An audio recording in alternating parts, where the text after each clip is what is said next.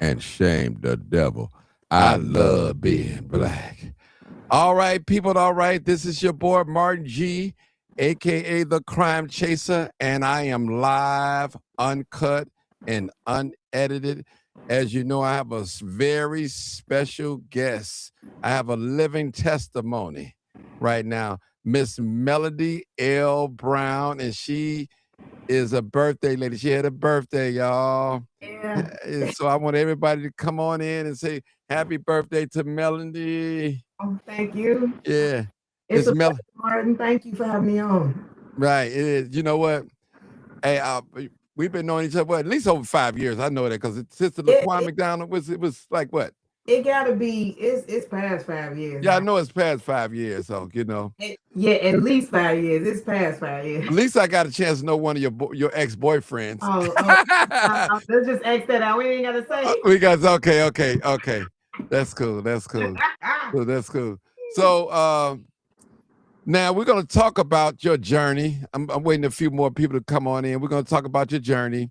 And I remember when I heard about your journey, and I was like, okay. I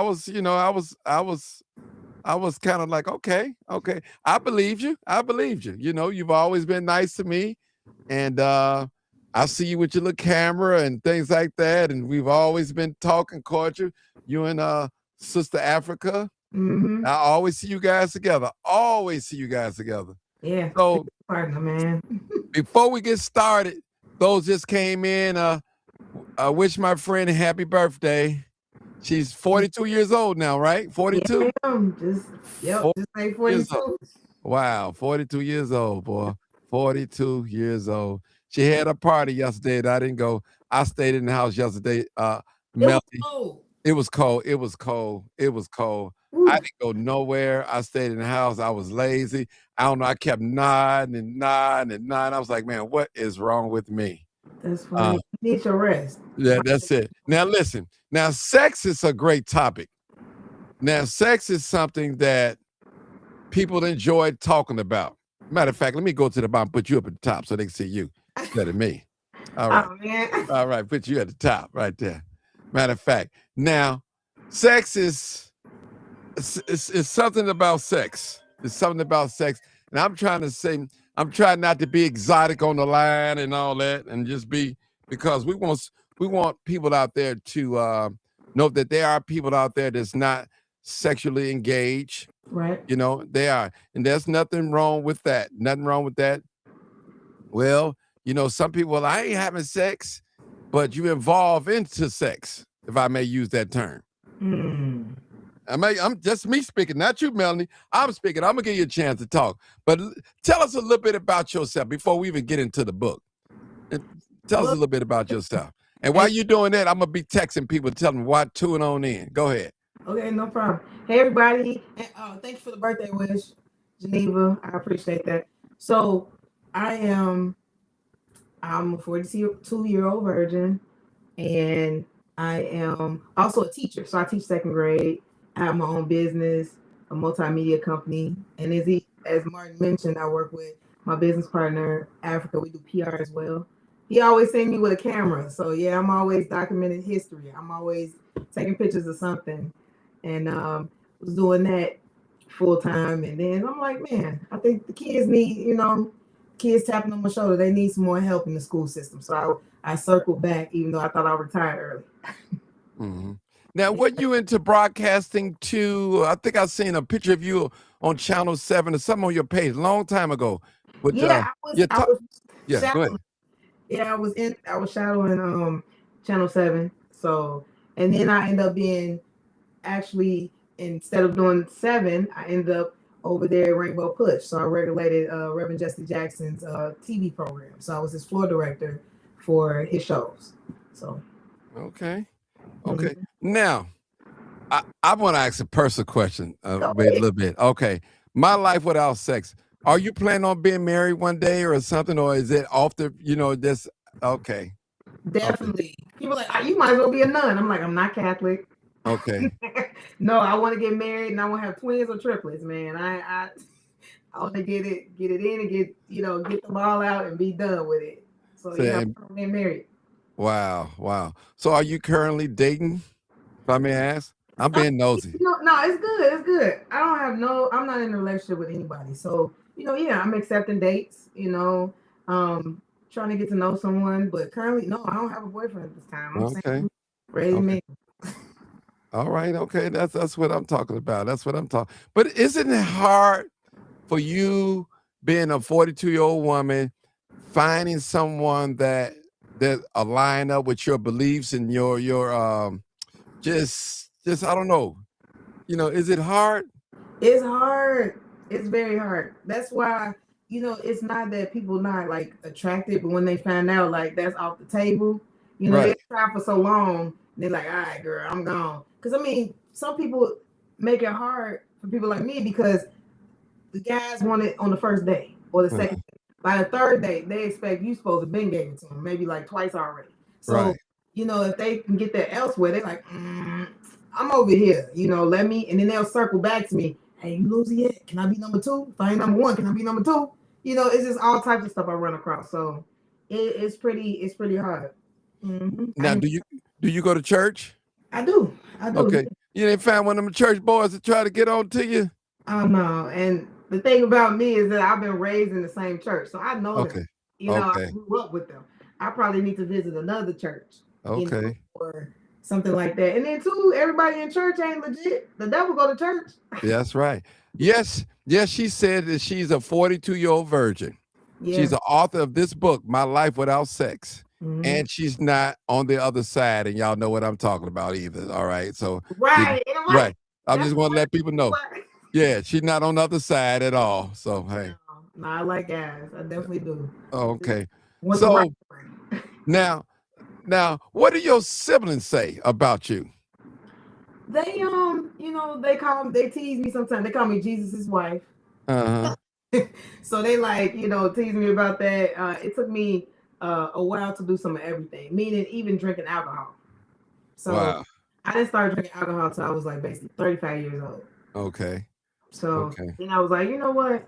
Because when I knew you, you didn't drink. I I know I know. Okay. All I right. do. So that's Okay. right. So that's something new. So yeah, and I mean that started, a few years ago. So yeah, that means we know each other past 7 years then. Yeah. Oh yeah. Oh yeah. Most definitely. 'Cause 35. Yeah, that's when I started. right. Because we met. I think we met on a protest journey. We did. Yeah. Yeah. Yeah. Right. Right. That's The yeah. movement. That's I believe we met on the protest journey. And I never tried to talk to you. I never hit on you. I've always been nice to you, gentlemen. So this will let the people know out there I wasn't hitting on it and all that. And I kind of Martin is a cool guy. He's yeah. laid Yeah. back still. He's Yeah. doing his work, doing his thing. He a family man. Yeah. You a good brother. Thank you. I appreciate that. I tried my best to be. And one thing I made myself when I came into the movement, I said I'm not gonna disrespect none of the ladies or Yeah. I told myself I'm not gonna do that. I'm gonna be strictly about business. And that's the way I carried myself. Why you didn't And tell other people to do that? well, Why you didn't well, tell other one of my buddies liked you had a secret crush on you. I don't, listen, people?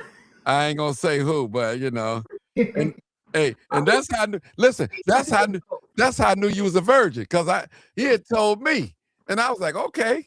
And I told him to leave you alone. He wasn't right. I said, no, don't mess. Leave. We ain't gonna mention his name though. But I said, leave her alone. Don't. I think she like me, man. She might like you, but leave her alone. You ain't gonna do right by her. I think you know what? I thank you for being a buffer. Right. I run across some men who are buffers for me. They Uh-huh. they be like, I'm like, man, why you didn't tell me? I remember they'd tell me later. So and so like, I'm like, why you didn't tell me when it was fresh? No, I was looking out for you. No, that wasn't the one. No.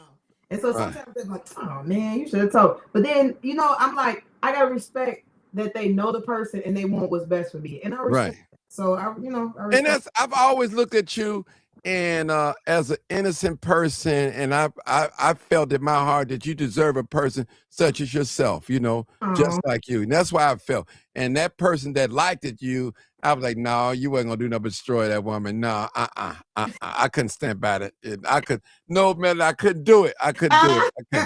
I could no, I not do thank it. you for that. I kind of think you had a little crush on him too as well, but I wasn't for sure. But I didn't ever come at you like that. But I was telling you. I say, nope, nope, nope, nope, nope, nope, nope, nope. We're not gonna Like, do I'm that, not bro. about to, I ain't about to do none of that. Yeah, right, right, right. Now, listen, people, what you are witnessing, our author, Miss Melanie L. Brown, she is 42 years old right now, people. She is still a virgin. This is her book, My Life Without Sex. So can't you believe it? So there are women out here Yeah. that's waiting on the right person and preserving themselves. That's Yeah. a good thing. Thank you. That is an excellent thing. That's an excellent thing. We My have. friend, my partner Vera Giles Norris said, God bless. Oh, thank you. God bless. Somebody else That's said I ain't missing nothing. That's what I keep hearing. I be hearing like mixed things, mixed messages. Some people say sex is overrated, or the guy get what he need, the girl don't get what they need. All types of stuff. Or some people be like, girl, it's good. I hear various messages. You know what I mean? So now somebody put something, you got to read it in the comments. I can't say it. I, now people have it. I can't say it. I can't because I know you personally. So I feel like it's a violation if I say it. So I mean that's what they put up. Ah! I can't say it. I got so much respect for you. You know I'm real cautious how I treat you. Listen, to me, you got a sign on your head that say fragile, and I'll treat you fragile. I don't, listen. They said that wasn't me now. No, I didn't say that. I got you. And I understand it's an uncut show. We good. Right, right. So Yeah. he was saying, I was like, wow, I can't talk to Melanie like that. No, I mean, even if people do use stuff like that, Right. do them. But I mean, that wouldn't disqualify them from being, celibate, being a virgin, whatever. Them people with themselves. So it's just, Yeah, that's something there, boy. But hey, y'all brutal on here tonight, huh? Y'all brutal. Hey, y'all, this is live, uncut, unedited. So, Mel, let me. So, I want to ask you another personal question, and it's a long one. What is the longest relationship you've been in? 5.5 years. 5.5 years? Yeah. Now, was that in your teenage years or your adult years, or? I was it was my early adult years, like Okay. During college time and all that. So yeah, 5.5 years. I was engaged too. Okay. Mm-hmm. Now, what kind of person was he? I'm just curious. I mean, you ain't got to tell us, but I just want to know what kind of guy was he? Was he? I mean, he he was cool. He was like not a pressuring type of guy. He was very artsy. He was I actually knew his sexual history. I knew who took his virginity. Okay. So if we had ever got to the point of having sex, it would have been 2 for him. I would have been his second. So he was not all over the place. And he ended up being celibate after we, became in a relationship. He was just like, man, I'm gonna take this journey with you. So it worked. It helped, a whole lot. Versus somebody that's like, hey girl, I can't do this, or they're gonna step out and be with somebody else who giving it up and then say, oh yeah, we still together. Like, girl, I'm waiting on you, Nick. Nah. Now, if you had a bunch of young ladies around you, we're just going to focus on the ladies, young teenagers, we'd just say 14, 15, 16, what would you tell them? What would you tell them? So I would tell, and then too, somebody talking about the rose. I don't know about the rose. I don't use no rose or nothing. So we good. But I would tell the young women that in that age group, especially, ain't no man trying to marry you right now. So you will just pretty much be a body count. Nobody trying to marry you in elementary school and really high school. You do hear of high school sweethearts or whatever. You can hear that sometimes. But I mean, it's a chance. It may happen, it may not. And they don't marry them in high school. They marry them after high school.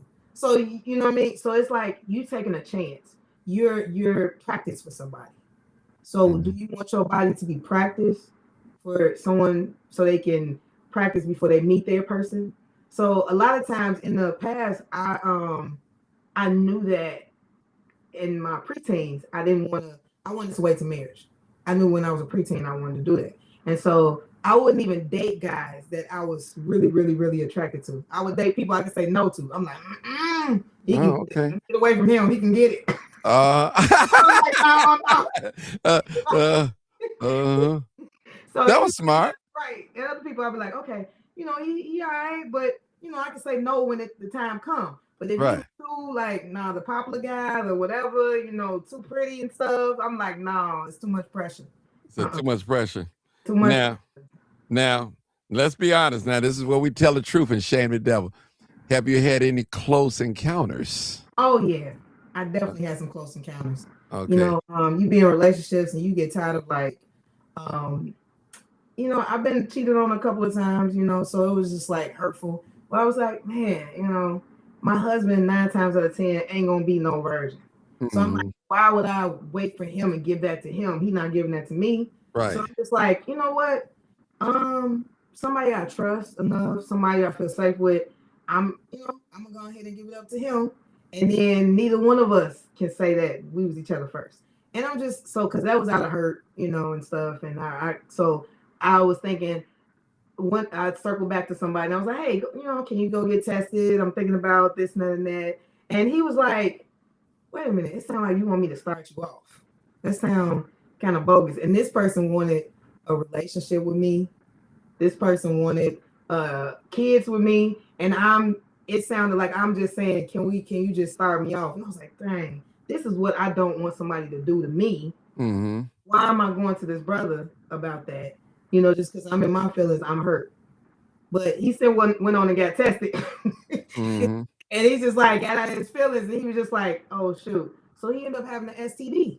Oh, wow. And I'm so happy he told me, and I snapped out of it. I was like, I was on the right track. Let me just stay focused, and I'm happy he told me. And then when I got down to it, I probably wasn't going to go through with it, but I was just in my feelings at the moment, And so, yeah, I've had a few encounters where it was like, the moment felt right, music playing, candles lit, and it's just like, dang, we in the bedroom and stuff. And then the person said something so stupid, very stupid, Turn and me. it snapped me back into reality. I was like, Mm-hmm. what are we doing? Like, what are we doing here? No, I gotta stay on the course. I gotta keep moving forward, and all that. Yeah. So at this point, I'm like, I didn't waited so long. I might as well see it through. I might as well cross the finish line. And I hope somebody will see that, the effort and the, tenacity I put in and say, you know what, this wife material, let me be with this person. Okay. Okay. Now, do you have those that say, girl, you lying. You lying. You know you did something. You lying and you know. Do you have those type of people? I have people like that. They be like, no, girl, you thick. You got a shape about you. And I'm like, you don't have to have a man in you to have a womanly figure. That's crazy. Mm-hmm. It's in your genetics. It's in, you work out, what you eat, all that. You ain't gotta be a man to make you have butt and titty and no. Right. Right. So So you can have boyfriends though. You can have long term relationships. I'm like, you gotta set the standard. Like, hey, this is what I'm on. This is what I'm not on. You know what I mean? So, and if they want to move forward, okay. now let's talk about your book. Now we've been talking all this. I'm not quite sure you got some things in the book. So what inspired you to write a book about your journey? I didn't have no blueprint, crime chaser. Okay. Nobody. I couldn't lean to nobody too much to give me advice. I Okay. ran across some situations where I almost got. I've almost been raped a few times. Ooh. Situations where I shouldn't have put myself in. And so Right. I wrote the book to help other people set boundaries to not fall into the almost pitfalls I almost fell into. And then Mm-hmm. also people that might be thinking about giving it up and because they getting frustrated with the trends, with sex being everywhere. Hey, stay encouraged. Here's some natural things, reasons why you should stay on the course. There's too many STDs out here. People ain't even getting to know you. People just using you. And in the spiritual sense, there's a lot of good rewards spiritually if you just stick to your guns and stay the course. Mm. Yeah. Now do you Like you're more focused. You don't have to really worry about sex, giving it up, and like, is it hard for you to date right now? I know you're a nice person. Is it really hard for you to date? It's hard because I mean, it was a situation where this guy, like being on dating apps and stuff. Right. It was one of the guys on there. We was connecting. He seemed cool. He was cute and whatever. And then he was like, yeah, I'm thinking about, hey, we can go out or something.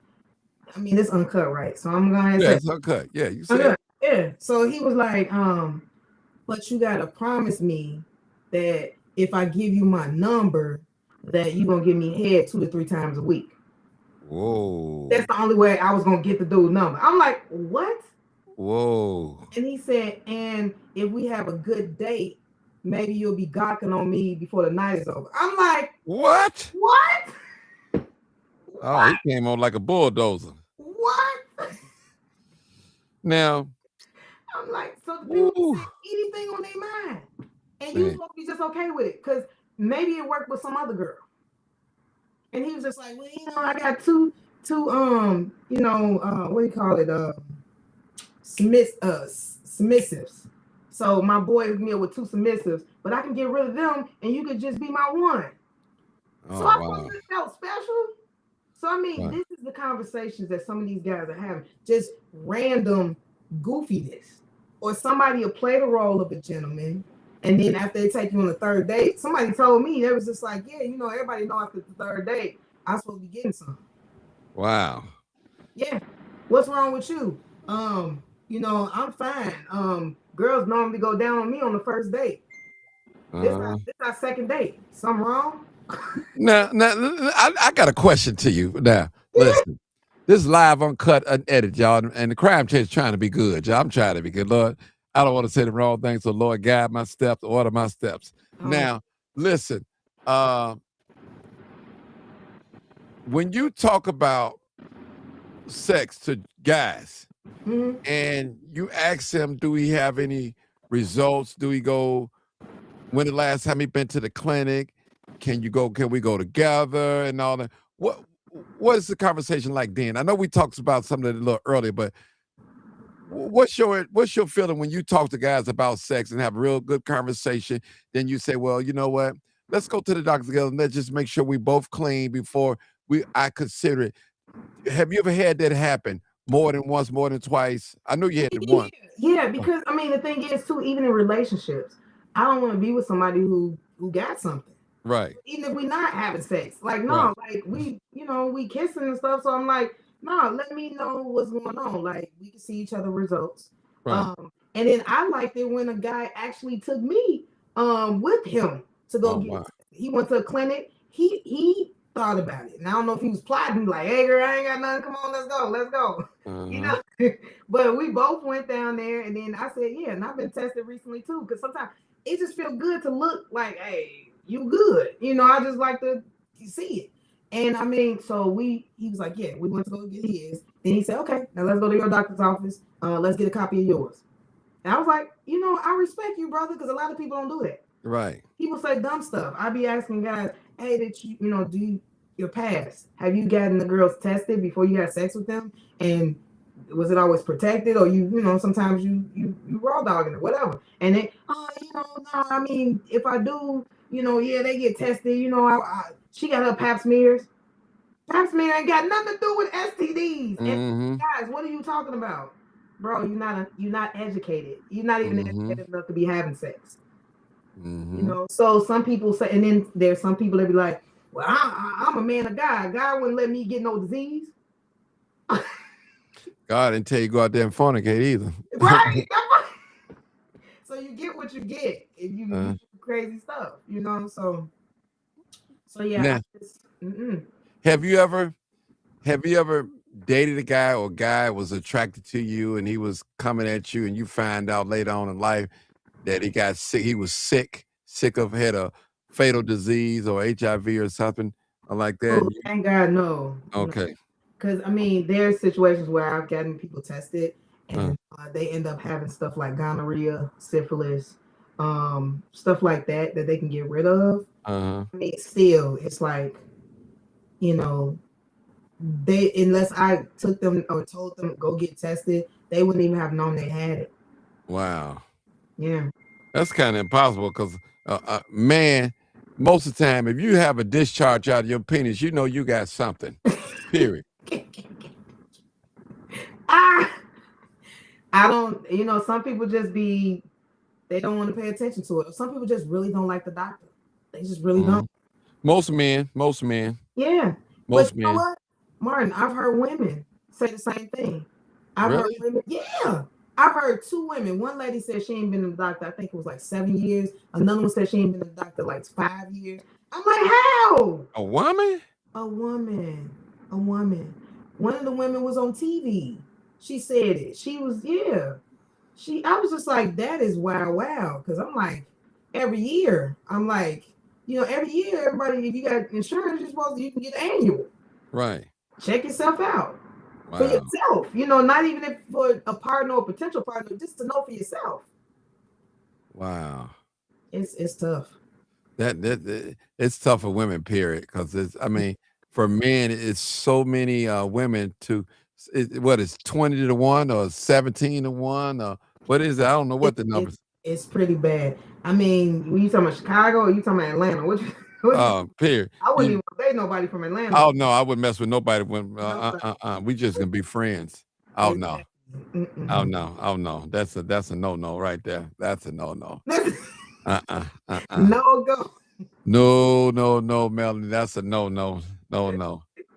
No. Now, have you ever had women to come up to you and say, "Girl," I'm talking about young women. I ain't talking about older women. "How do you do it? I'm thinking about giving up my Virginia. What should I do?" Have you ever had women come to you in confidence? And what Yeah, would you tell? What do you tell them? yeah. I've had women come up to me, or some of their relatives will reach out to me that know my story and have me talk to the person, or you know, some of their friends will talk to me like, yeah, my friend lost her mind. She it's one story in the book I put. It was a 14-year-old girl, and Uh-huh. she felt like she had to lose it before she graduated. Wow. And the girls was telling her she was lying. That's why Mm, she felt pressured by the girls to lose it. mm, So I'm just like, it's a different day. You hear that about boys, like, man, you are you gay? Why you ain't, why you ain't had sex yet or whatever? Or they, lame or they gay. I mean, whatever. Whatever. It's something wrong. That's the problem. That's why I got my line virgin by choice. Because people look at you and say, why not? What's wrong with you? It's a choice. It doesn't mean it's a problem. mhm. Mm-hmm. Now okay, now you're spiritual, but if you're a church person, you go to church and and have you ever had a counseling session with your pastor? And some pastors, just talk about sex or some what I mean by that, if you're thinking about getting married, helping you out, find a good guy or something, because I know it's so hard now. I'm just thinking about your mom and your sisters and your father, what everybody like, man, what is wrong with my daughter? Well, the thing is, it is my parents. It's six of us. It's five O- girls and one boy. Okay. And the only person that's married is my brother. Okay. And he the baby, and he the only one with kids. Okay. So yeah, he didn't want to be out in these streets either. So he got married young. Okay. Yeah, he wanted to settle down and just be married. And I applaud him for that. He didn't lose his till he was in college. And he's like, Okay. hey sis, at least I waited for college. I'm like, that's good, bro, because you went out here like that. Right. you know. And he was gonna marry the girl that he lost his virginity to. They were college sweethearts or whatever. And but then they didn't work out. They was there for like 7 years. They didn't work out, and then they broke up. And he met his wife, and he married his wife. So I'm thinking about that, and I'm like, man, my brother is a good dude. He wasn't trying to be all everywhere, and he would have stayed with his baby mom if things would work, but it didn't. So there are other guys who don't want to just be everywhere. There's Mhm. family men. Mhm. Yeah. So I mean, my family they get me. Yeah. All of us wish that yeah, we could be married by now because I feel like we had a good upbringing. We Mhm. were like sheltered growing up. My parents kept us clank clank. My mom and dad, and so we would hang with some of the people on the block. And if any Right. girl got pregnant on the block, my dad, it was one girl in particular, my dad was like, oh, he was like, yeah, our friend, she pregnant, she about to have a baby. He said, your friend about to have a baby? I ain't your friend no more. Come in the house, come in the house. Because he Mm-hmm. already knew. He's like, no, you ain't about to get baby fever, and I got 5 girls. Mm-hmm. So they kept us uh in a way where, they didn't want us all over the place. So they protected us. My dad gave all of us our first diamond ring. Um, Wow. yeah, he really was showing us, he took us places. So I mean, I'm grateful to have my dad and my mom in my life, and they showed us like, people don't have to treat you like crap. You can actually be with a good person. And so they got married young, 21 and 22. So they used to always tell us, no rush, wait, take your time, whatever. But I mean, I don't think they want to take this much time. Uh-huh. It just so happened how society is set up, But I do got a sister that's getting married next year. Okay. She getting married in November. But I mean, all of us have been engaged before. So yeah, we all have, But when you see red flags, it's good to like step away versus having many divorces. Right. you know. So yeah. Wow. Now I gotta go here. Don't want to go here, but are there any rumors of guys saying that they slept with you and they did? Because men lie. Men lie, they go to one another. Man, I had her. I had, you did good. Well, you didn't have her. You know, No, men, okay, thankfully, there ain't no rumors like that because okay, I've been on TV talking about this before and everything. I was on the Steve Harvey show, um, talking about it when he had a talk show. I've done some stuff with another network, saying some stuff. So it's just like, no, dude, you lying. I'm like, I'm definitely dedicated to my story, and anything that try to like alter that. Sometimes, like I was sharing with some people, it was a situation where I had to make it public that I was a virgin because I was in a relationship with somebody, and he was like, "Oh, girl, I'm so happy that I didn't get that girl pregnant before we got together, because that would have been so." So thankful. I'm just coming straight up to you and letting you know, this girl I had before you, I thought she was pregnant. She's not. So it's all good. So we good. I'm like, okay, cool, whatever. And so, we gonna work through it. Good, she ain't pregnant, whatever. So I'm not gonna judge you for your past, whatever. So we together. And then he ended up posting on social media, like, I'm gonna be a great daddy. Yeah, this girl, I'm pregnant with her. She's pregnant with my baby, and I'm gonna take care of my kid, my responsibility. I'm like, whoa, you with me right now? What is going on? People gonna think I'm pregnant. What is? mm, So he put all that out, and I'm like, why would you do that? We together now. He said, well, I found out she is still pregnant, and they saying it's my baby, and I don't want to, make it look like I'm being a bogus father and just left her by herself. mm, So I'm trying to step up for my responsibility. So some people was coming to me that was his friend, like, so you pregnant with his baby? Oh, okay. Well, and I'm like, no, no, no, no. So I had to go on social media and let everybody know I'm a virgin. I'm not pregnant with nobody, baby. I'm saving myself for marriage. I'm this and that. Because I'm like, don't try to kill my message mm-hmm, because of your mistakes. And I got, doctored into it because I'm with you. So sometimes people be like, man, what you think you all that? Because you telling the whole social media you a virgin and stuff. I'm like, y'all don't even know the backstory why people do what they do. mm-hmm. You know. Now, I want to ask you a personal question. Mhm. This is live, uncut, unedited. Now, if you wish to break your virginity, would you reveal it to the public? Somebody told me not don't ever do that. Okay, I So would say this. yeah, I was in a jokey mood in my 20s, and I felt like, oh, I want to, say something silly or whatever, and it was very silly. I had said, "Ooh, I lost my virginity today, and it felt so good." Ooh, and this and that and that or whatever. And then at the end of the post, I'm like, I'm just playing y'all April Fool's Day because it was April Fool's Day. And then Right. a pastor called me, and he was like, "Melanie, you got me for a second. I thought you was broadcasting that you really lost it on social media." I was like, he said, "Well, I'm so happy I read the end of the post, and that wasn't true." He said, "And Mm-hmm. if you do lose it, please don't go on social media and tell everybody." I said, "I promise you, I will not." I said, "That was Mm-hmm. so." That's not Yeah, that's not a probably bad wise joke. thing. That's not a wise thing. No, it wasn't a wise thing, but I Uh, was, yeah. So I Did learned you that. Did you get any roses for your birthday? I did not. No, not this What? birthday. Not this birthday. Y'all let her. That's crazy. That is crazy. That is crazy. Oh my God. Yeah, it's just one of those things, and it took me a minute to even like flowers. I like them now. Yeah, but I used to hate that they die. I'm like, I Right. want to plant, but I Wow. like flowers. Okay. Yeah, There's nothing like roses and stuff like that. yeah, they smell So good. Mhm. tell us some chapters about your book. Where can we find your book at, and how much is the price of the book? And So on Amazon it's $25. If you okay, want the like the Kindle version, like you can listen to it, it's $9.99. And if you catch me, outside, catch me at a book release, then it's $20, at the book release or whatnot. It's so some of the chapters talk about boundaries, okay. boundaries with what you listen to, with your eyes, with your ears, with people.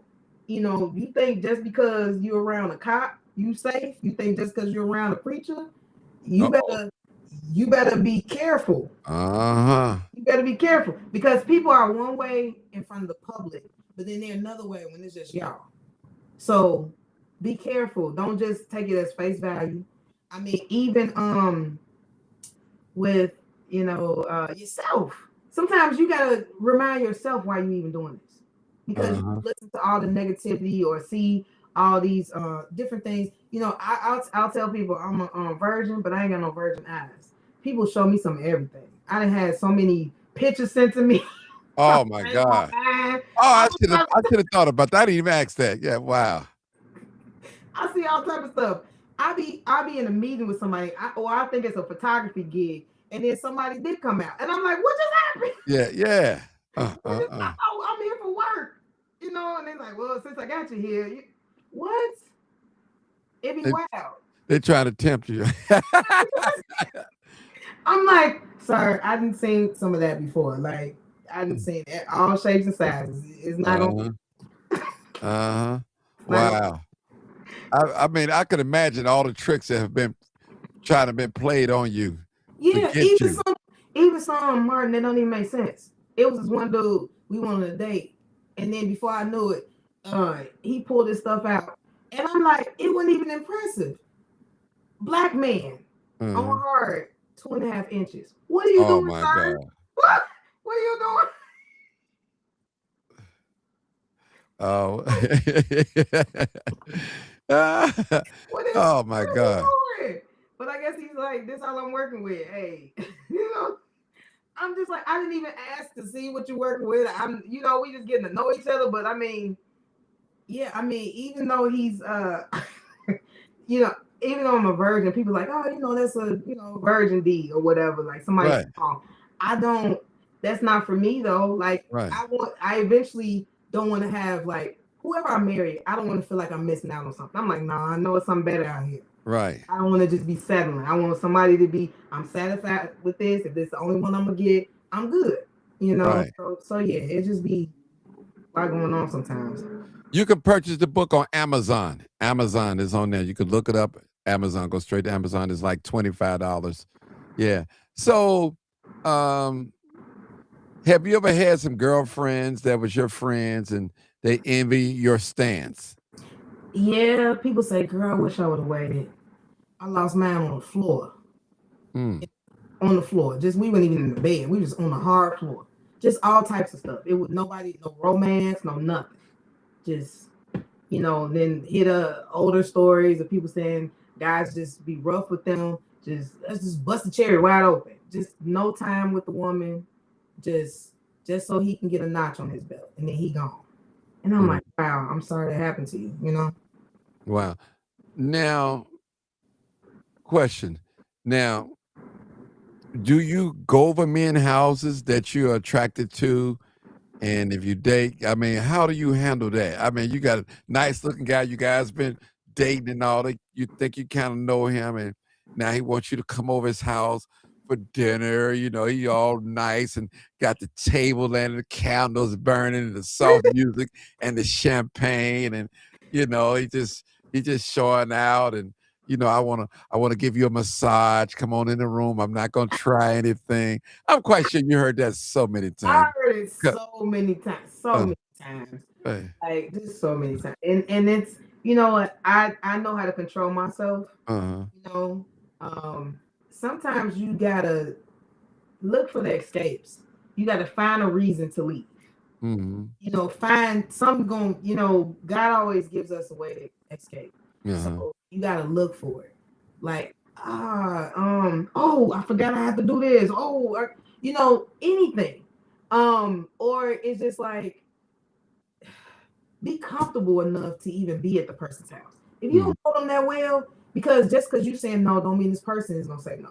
And so Right. that's the situations that I ran into before when I was younger, where I was like so trusting of people. I'm like, oh, you know, everybody's not nice like you, or Mm-hmm. everybody's thinking like you. Some people like, hey, ain't nobody around. Is your word against mine? Let me try something. Let me see if I get away with it. So none but the grace of God that kept me in those situations. But yeah, Oh, it's not good to be alone with everybody. okay. It's not. Some people you can, and you know you like, hey, this as far as we going. All right, are we Now, good? now, eventually, let me just say this.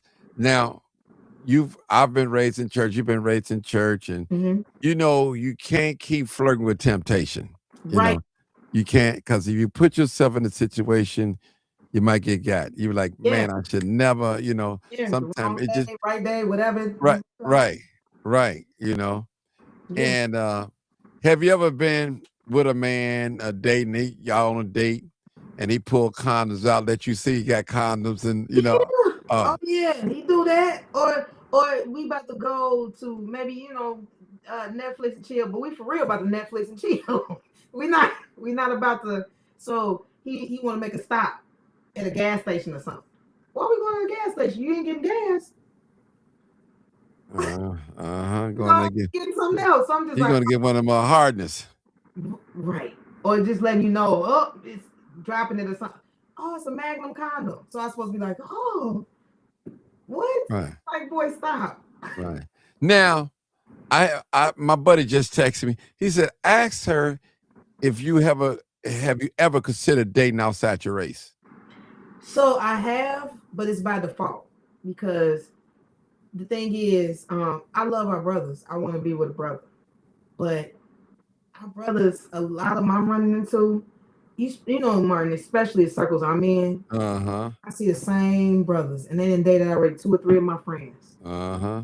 So, and I bet if I go to another circle, it might be the same situation. But I'm willing to like go to another area and still see somebody that's of good caliber. But I mean, outside the race, if so, a minority. You know, I mean, I've had some white men approach me, but then that's the thing I be thinking about.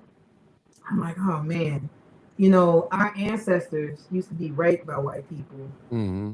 you know, and so now I'm going to willingly give it up to him to be my first or my only. So I would rather it be um, one of us, you know, our, black brothers, you know. But I mean, if he not disrespectful, not just I just wanted to see how a black woman was, that type of vibe. If he legitly loves me or whatever, I might look past all that because if everything else the boxes check off, he didn't decide what color to be. Mm-hmm. So I'm open to it at this point because I feel like this is what I feel like, and this might be bogus, but I feel like the sisters nowadays have a reason to date outside their race. They should be given a pass. The brothers, it's too many sisters though for you to be even looking outside the race.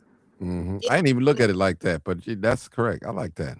It's too many in our race. Mm-hmm. So pick one, and settle down with one. Now if he so happened to find love in another race and he wasn't just like, oh, this better than a sister. If he ain't had that vibe, okay, go for it, brother. Be with who you love.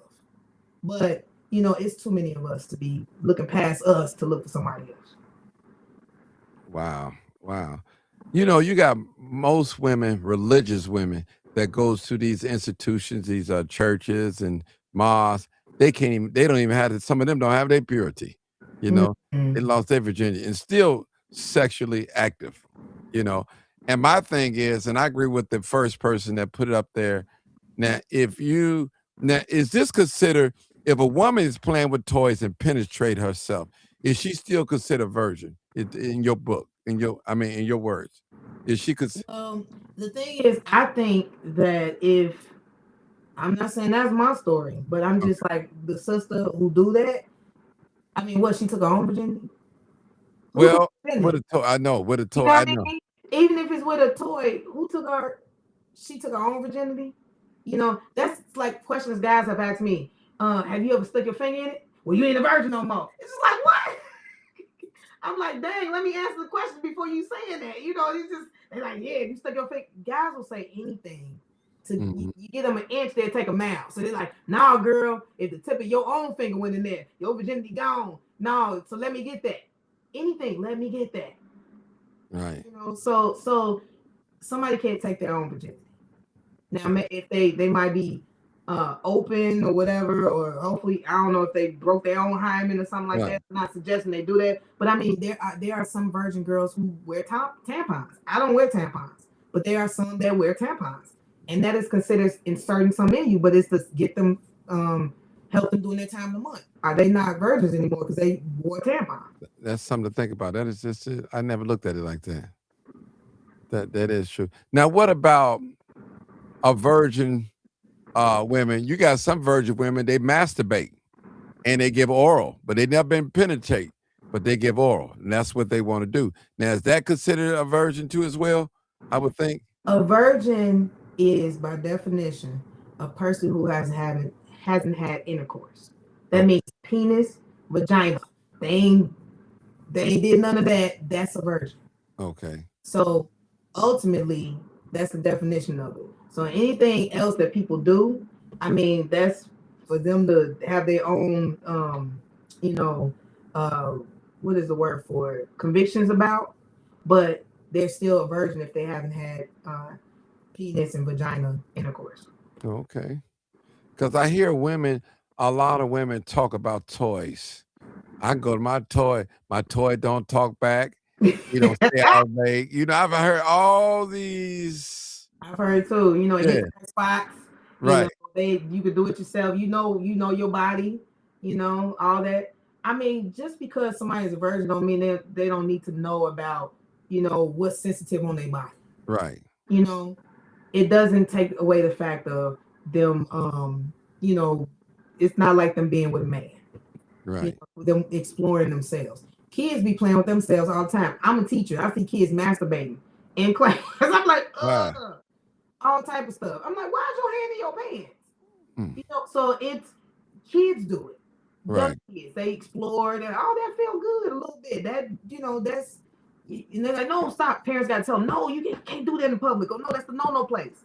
So I mean, everybody tend to like touch themselves, explore themselves. So it's just not like one of those things where it's just like, oh. But I mean, spiritually speaking, being born and raised in the church, we've been taught not to masturbate, not to have orgasms, not to. I've had an orgasm, and the first one I had was when somebody kissed my neck.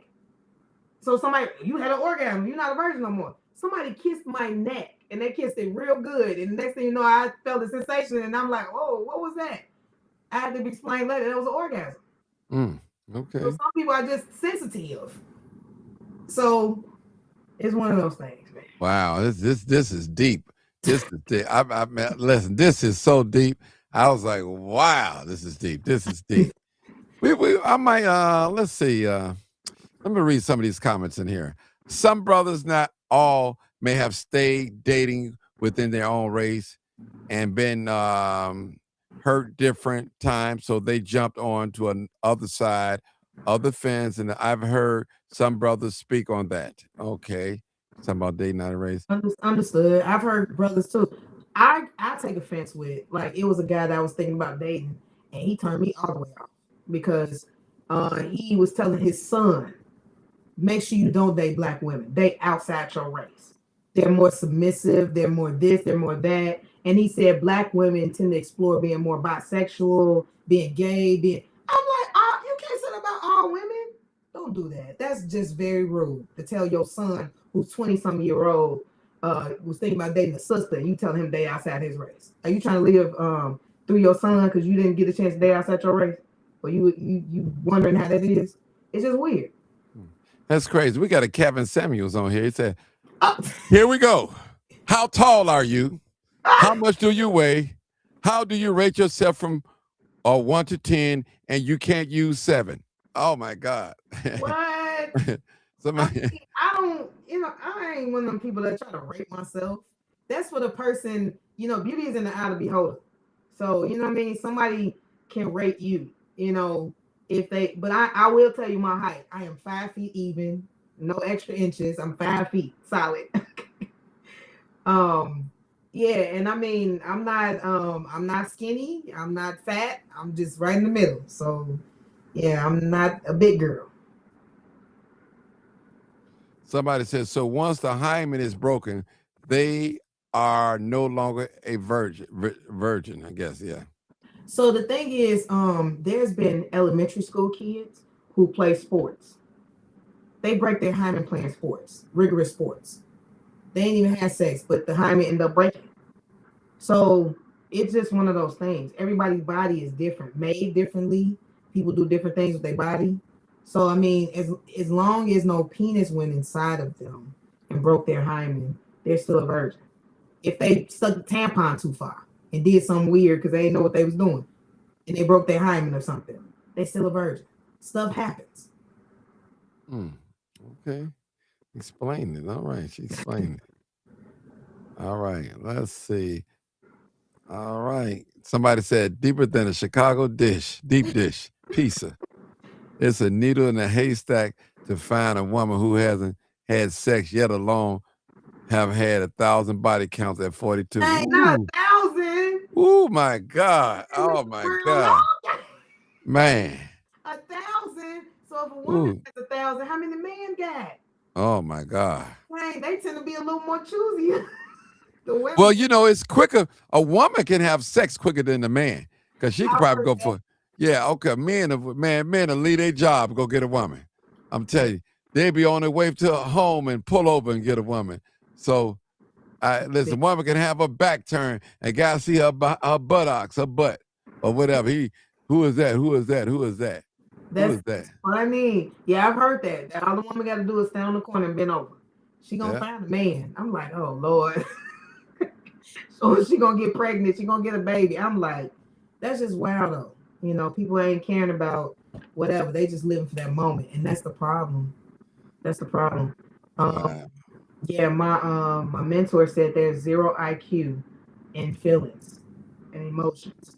So in that moment, our feelings are so flaky. From one moment, we cool with person. Next moment, you made me mad. So it's just like, don't live for the moment. Those things change. You got to think ahead of time. You got to think about 5 years from now, 10 years from now. Another one of my friends, his dad or uncle told him, if you can't see yourself having a baby with that woman, you shouldn't even sleep with that woman. Because every time you have sex with somebody, you got to think about there's a chance you could be with them for 18 years plus. Mm-hmm. Wow, that is true. Now, in your journey, in your 40-some-year journey, have you ever dated a guy and y'all did get married? Because how many times have you been engaged? I've been engaged once, but it could have been like 2 other times when we got there. Some guy, when we broke up, he said, I had a ring for you. And I'm like, you should have seen what you did. Wow. He was always paying on the ring. I'm like, no. Wow. He said he had a ring for you, huh? Yeah. Wow. Wow, that's deep. That is deep. Yeah. Now, have you ever dated a guy and you tell yourself, man, I should have stayed with him? It was a couple of people, but it was a situation like being young, and then now I don't know if they would have been the same person. I've grown, they've grown probably, but then one person somebody ended up marrying, but then too I was literally like, me and him was just meant to be friends. But then people always say, you supposed to be friends with your husband, you supposed to be friends with your wife. But I mean, if you I think you're supposed to have those ooh baby feelings too. Like ooh baby, like ooh, I want to. Mm-hmm. If there's no chemistry too, that's so strong, then you know, I feel like it's supposed to be both. But yeah, I mean, it was a couple of people that was cool, but I think maybe we were meant to be more friends. Oh, okay. And everybody else, I think like, nah, it wasn't meant to be. How you can fall in love with the facade or the idea of a person. I think that's what it was. And then with time, people can only uh, show you something that's not real for so long. Then the true self come out. So I kind of was really liking who I thought the person was. Then they revealed to me. So my last relationship was last year, and the guy was 51 years old. Okay. And he said, "But I feel like I'm 24." I'm like, "Huh?" And he didn't tell me he just got out of a relationship. He just got a divorce that same year that we were Mm-hmm. ended up getting in a relationship. He said he don't know when he gonna get married again. And he lied about his religion. He was in a religion where they believed in polygamy. I'm like, that's why you been sending me them low key little polygamous videos every night. No, baby, that was just for discussion. I just wanted to know your thoughts on it. No, Mm-hmm. Wow. terrible. So how long you guys was dating? It was like 5, 6 months. But the crazy thing is, we thought we really had a connection, and Okay. so we ended up in premarital counseling because he's like, "Let's get married," and I'm like, "Already? Okay, well, let's go through some counseling first because we still getting to know each other." And in counseling, all that stuff came out. I'm so happy we went through counseling because eventually he had to tell me what his real religion was. He ended up having to tell me this, tell me that, and ended up saying he's entertaining the thought of, "Hey, can we have an open relationship? I really like us dressing up, going out together, but you might meet a guy that want to marry you faster than me. So we could just have an open relationship, but we can still be together and look cute together." I'm like, you are like a 24-year-old. I said, how about I walk out the door and we never talk to each other again? And I did that, and I never. Wow. Well, I had somebody just text me. This is not me asking. They said, Martin, what's her age preference of a man she likes? Well, so the youngest person I ever dated, I dated a 26-year-old this year. So 26 to I say 52, 53 will be the cutoff. Because I mean, yeah, I want us to have some kids, and sometimes and some healthy kids. So so early, so that and that. So based off of whoever's mature, age ain't really the thing. I just don't want nobody really 55 and above, not like that. Having a baby with someone of that age, it might be kind of tough, you know. Oh, okay. No, say say no senior citizens, huh? No, because I mean, hey, it's uncut. I want if I'm gonna experience sex, I don't want to be with somebody. Oh, my knee hurt, girl. Oh, my back hurt, girl. Oh, my. No, it's like no. I want to experience it and not have limitations of somebody being low key handicapped or something. I'm like, no, we gonna make up for lost time. Oh wow. Oh wow. Well, this live uncut, unedited. Y'all come on in. I tell you, y'all come on in because we having a real talk. This talk, our black folks, we love this sex talk. Yeah, you this, you that, you this, you that, you that. So, do you do you dress? Do you dress your dress style? Is it revealing, or you a modest dresser, or what would you consider yourself? So I consider myself a modest dresser. You always see me at work, I know. and every now and then, I'll bust out with, like something a little revealing just to let people know, hey, I'm still a woman, I'm still a lady, I still gotta, I still want to be chose too. Don't forget about me. Don't just put me in the sister category. Oh, that's my sister. Oh, that's my, I'm like, I can be somebody woman, somebody wife, somebody, a mother, some kids. I can do that, some children. So every now and then on my I didn't do it this birthday or the last birthday, but I will always be in some hot place in a and I'll put on my little my swimsuit or something and be on the beach somewhere Mm-hmm. enjoying myself. And then I started realizing because then some of my Facebook friends, somebody was like, "Hey, when your birthday again, Melanie?" When I was out in the community and stuff, Right. I'm like, wow, hey, you know why I'm asking. You know, They you want to see. put them pictures on your birthday, them pictures you be putting. I'm like, oh Lord. So I mean, some people say you wasting your body or your shape. You should be dressing more revealing. That's what people say. You should Right. be dressing more revealing. Why don't you show a little cleavage? Why don't you, wear this and wear that? So they feel some people may feel like the way I dress may be keeping me from that type of guy. But I'm like, what type of guy is that? The one I want my titties to be out all the time. Right. My booty shorts walking around. What kind of guy is that? What kind of caliber of man is that? Well, a lot of these women, they all on social media with their clothes off. Now they're shit with all the clothes off, and they still ain't got no man. So what's their excuse? That part. And to your point, I be thinking about that too. They like, yeah, if you would have had sex with dude, he would have stayed with you. And I'm like, there's a lot of people that didn't have sex and they single. Yeah. Sex don't keep nobody. People have kids, and they Right. still leave them. Tell the truth. Shame the devil. You're Exactly. right. You're right. It was this lady. She kept trying to keep this man. She had a baby by him. We don't like each other. Then they had another baby by each other, and then she thought that was gonna keep him. And then the person chasing after me. I ain't got no kids. I'm like, this woman didn't have both your kids, but you after me. So I mean, yes, it doesn't keep a person because you have their kids or have sex with them. Yeah. Somebody said, so is she a virgin? I came in late. Yes, she is a virgin. This is her book right here, My Life Without Sex. Now, she's not anti-sex. She just want to wait until marriage. Exactly. Yeah, I'm not asexual. Some people where it's just like nothing is sexy to them. No, I find things being sexy. I get tempted and I be having to like, ooh, I gotta get out this situation. This too much. Yeah, so you just gotta know yourself. So now, how do you feel? Now, why would you, a person of your caliber, let me say, go on these dating apps? What's up with that stuff? That was me, Martin, trying to get out of my circle. Okay. And I'm like, where I'm gonna see these people at? You know what I mean?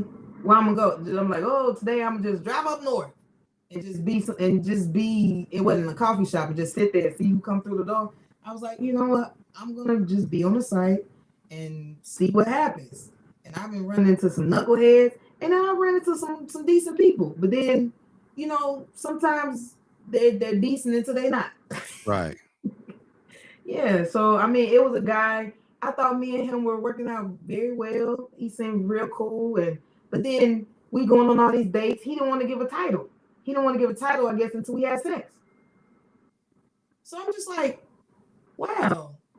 And then he started saying something. It was a guy started saying something weird on a date. Now he was like, yeah, so would you be interested in pegging me?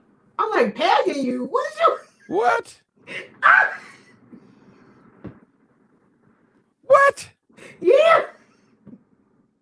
Oh my God. I could imagine. Oh my God.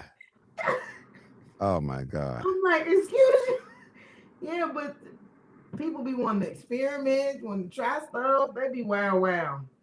Listen, I'm going to open up the phone lines for about a good 15 minutes and let them call in and ask you any questions they want. If they get too disrespectful now, we cut them off. I don't want to play that game. Okay, no problem. I appreciate it. All right. Caller, this is Martin G, aka the Crime Chaser. Live, uncut, unedited broadcast. Just before you speak, please turn down all your audio. Please turn them off or down, and do not have us on speakerphone so we won't have an echo, and we'll be with you shortly. Thank you so much. All right. Ooh. We're going to take a couple of questions, and we just be respectful. We are live, uncut, and unedited, so we just want to be respectful. I know Melanie personally, and it's some questions I wouldn't ask her. Seriously, just because I have so much respect for you, Melanie. That's all. It's nothing personal. I know you're a grown woman. And, hey, listen, but it's a certain amount of respect that I have. I wouldn't say. I wouldn't say. No, brother. Okay. Now, what type of guys you seem to be attracted to? No, I wouldn't take that back. They are attracted to you. The type of guys that you get, it seem to come your way. Okay. So I think people that are like they're about the movement. So I would say the community Okay. involved in, you know, trying to make the world a better place. But then also, I mean, I've run into people who are Christian, people who are all walks of life. I all races. I run across and they be like, "Hey, what's up?" or whatever. So I mean, it just depends. It's really no set guy, that I tend to run into like that. I mean, I guess it's based off the places that I go. So I guess when I said the community people, it's because I'm in the community. That's why I see them. Yes, you are. Yes, you are. So that's why I see them. I run into politicians. I run into politicians, preachers, community people. So yeah, You yeah. ain't no preachers that try to talk to you, get out you. I didn't have so You're many. gonna be my wife. The Lord told me, that you was going to be my wife. He spoke to me last night. Oh my I God. know you didn't have them too. I bet you didn't have a bunch of them, boy. Oh my God. I done had different people come to me and say all types of stuff. Like, and a lot of married people are attracted to me. Really? A lot of married people, they act more single than the single people. Yeah. Wow. I'm thinking about leaving my wife. You interested? You number one, runner up once I leave her. Yes. Wow. Wow. And then I'm like, and why are you approaching me to be a side chick? You ain't getting no sex. You better off getting it from your wife. Yeah. What you doing? Wow. Yeah, we got the Reverend Lowdown. Reverend Lowdown, she's not interested now. Right. Reverend Lowdown, you keep it moving, Reverend Lowdown. If you're 55 and old, you're senior citizen status, you ain't got a chance. Nope. At all. You ain't got it. She don't want nothing old. Nothing old. And I ain't mad at her. I ain't mad at all. We got the phone lines open, 872-299-0808. I'm looking for some callers, 872-299-0808 or 872-297-6389. And we're open. This is Melanie Brown, L. Brown, My Life Without Sex. And also, she's a birthday girl, too. Wish her happy birthday, people. She didn't get any flowers for her birthday, so we got to send some roses and hearts up there, y'all. Let her know that she's loved. She's loved and supported. Thank you. Loved and supported. Please send some hearts and roses or something to Miss Melanie. And also, go to Amazon and purchase a book. Please. Please. Help a sister out. Hey. Yep. We support everybody else. Support. And that's the main thing. We're on here not only promoting her life, but we're promoting her book that she want to sell. All right. So we got the lines open. Where y'all at now? Where all these brothers at that's looking for a beautiful single woman? She's definitely single and she's a virgin now. Now, if you know you got 1,000 babies, don't call me. Now, if you got a wife, don't call in. Please don't do that. If you sick, don't call in. Don't do that. If you a deadbeat baby daddy, don't call in. Don't call in. Don't do it. Please don't do it. Don't do it. Don't do it at all. Don't do it at all. We're live uncut. I'm looking for some folks to call in tonight. Yeah, where the men at? Where the men at? Where the young ladies that want to get on this journey without sex? Some women, they want to become a virgin after they had a baby. I ain't mad at them. You can be celibate. Listen, one one moment of pleasure can cause you a lifetime of pain. I tell you, some folks, they are messed up. And I learned too, Melanie, some people associate sex with love. They do. And they determine how well a man can caress them and make them feel and sexually. Then, oh, he loved me. I think I'm in love. You can't base it off that. You can't. Men either. And men too. If you want to feel something, just get a good hug in. Like 20 seconds of holding somebody, release endorphins. You'll start feeling a sensation, and you don't even need sex. A good hug, a sincere hug, is better than somebody just using your body for sex. and then, like you said, end up pregnant and lifelong thing. Yeah, and I'm For the pregnant. birthday wish. Yeah, because I got folks that come on here to try to talk about their baby dad. I won't allow them, or they baby. I won't allow them. You lay down with them, you deal with it. I don't need to hear. You're not gonna use this as a platform to talk about your baby dad or your ex-husband or your ex-wife. It ain't gonna happen. Y'all take that behind closed doors, not on this platform at all.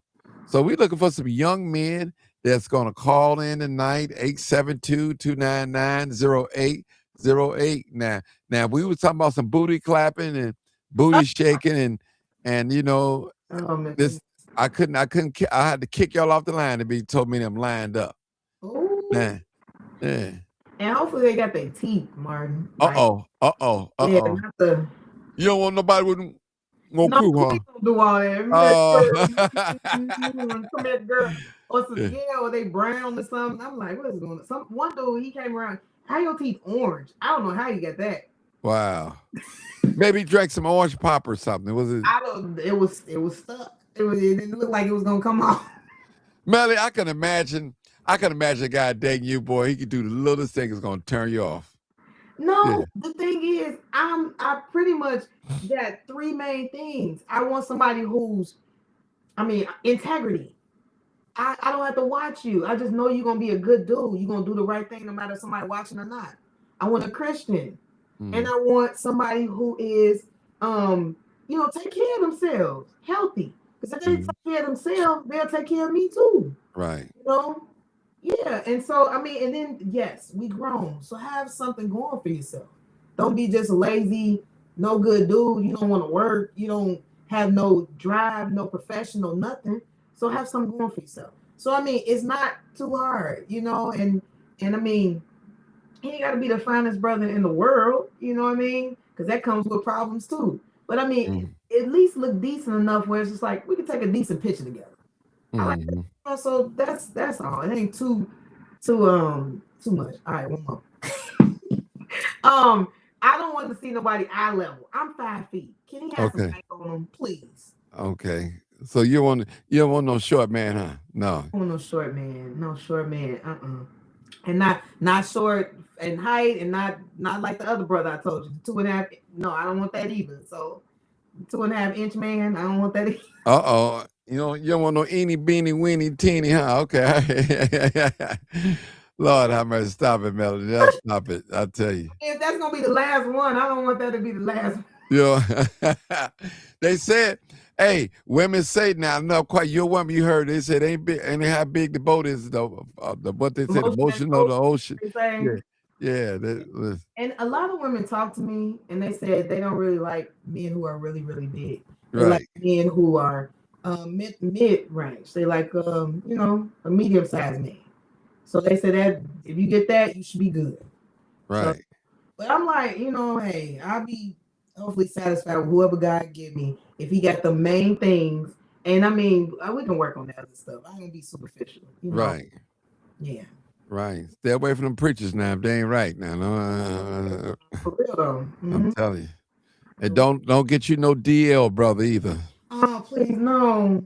I don't want no bisexual man. I'm sorry. The guy that was peg me. No, that's probably a DL brother. So yeah. Oh yeah, he wanted to lay flat, huh? Oh my God. It's bad. It's bad. But yeah, somebody them guys that be working out sometimes in certain places. Yeah, they just be watching. Just because they doing all this muscle lifting, that don't mean nothing. They be like that too. Oh yeah, they get down on that. We got a caller. We definitely got a caller calling family. We got a caller, and I'm interested what he wanted to say to you, Melanie. Let's go. Yeah. All right. Okay. I'm waiting on him to come in another minute. I know when he in. We hear his voice, but I see him on the board. He's calling. Person, you looking at me like, do I know this person? I know him. You don't know him. No, you don't know him. All right, cool. He's a good guy. He's married already. It's just I want to curious what he wanted to say. Yeah. So here it is. He should be in now. Be ready. All right. Be red. What's going on, man? Has joined. Be red. What's going on? What's up, man? All right, man. This is my friend Melanie right here, man. Huh? Hey, B-Red. Man, you betting the thousands with your guest this week. How you doing, man? Yeah. I'm good. How you doing? Okay, I'm fine. Look here, let me say this up front. You're doing the right thing. Thank you. As a woman, you ain't supposed to be in and out of bed with different men. But as a man that's a few years older than you, if I was going to date you, that would be extremely difficult because I could tell that you like to play games. You playing games. It's a game to you. If you tell a man this up front, hey, ain't gonna be no sex for marriage. And he decides he wants to start the date too, you already know. Yeah, somewhere along the line within 90 days of y'all going out and kicking it, he gonna say something to you about it. Now, unless he come with a ring and the whole marriage thing, and then he just doing it to have sex with you, that's a bit much. That's a bit much. And the issue you're going to run into is dating men in your age range, between, so you say you're 42, so 42, 52, 55, or whatever. No man is going to want to play this game with you, even if he's dead serious about you. Okay, look, I'm this and that, and his actions prove what his words are saying. Mm-hmm. There's a certain thing called sexual chemistry also. Yeah. Been with a bunch of women in my lifetime. Perfect outside of bed, getting bed. For some reason, it just didn't work. There's a certain thing called sexual chemistry. When that guy kissed you on the neck, you thought you got an orgasm. No, baby, you got wet. Now, when you have an orgasm, you gonna know it. You gonna know it. You gonna be screaming, shaking. Oh yeah, that's just a whole nother feeling when you kiss the big O. But then I say to myself, okay, what does she bring to the table? She's a school teacher. Okay, she writes a book. It's obviously she got some moral sense about herself. Okay, so if I'm single, how do I date someone like you if I liked you? Because I'm like, okay, am I willing to commit? Everything a man would have to commit to marry a woman who hasn't ever been there. Do you know what it's like to control your emotions after you've had sex with somebody you've been in love with? That's a whole nother deal that you have never dealt with in your life. Man, I can see you right now. You the type of chick that'll be knocking on a man's window 3 o'clock in the morning in a raincoat. You lose your mind, especially if it's good to you. If you like him too, there's a whole deal about how a real woman, a woman's sexuality, her ability to control her sexuality and to be a woman in the streets and the whole nine, and her emotions as well. You're going to be on a whole nother emotional roller coaster once you have sex with somebody. Because you really don't like this person. And this person might go to bed with you and say, man, I was so damn disappointed. I waited a year and a half, 2 years to get in bed with this woman. And she's still dry and she's scared, don't want nobody to touch her. See, you're going to go through that because you're 42. Now, if you were 22, the boys, they like to play with you like that. They lay up there and play with you all day.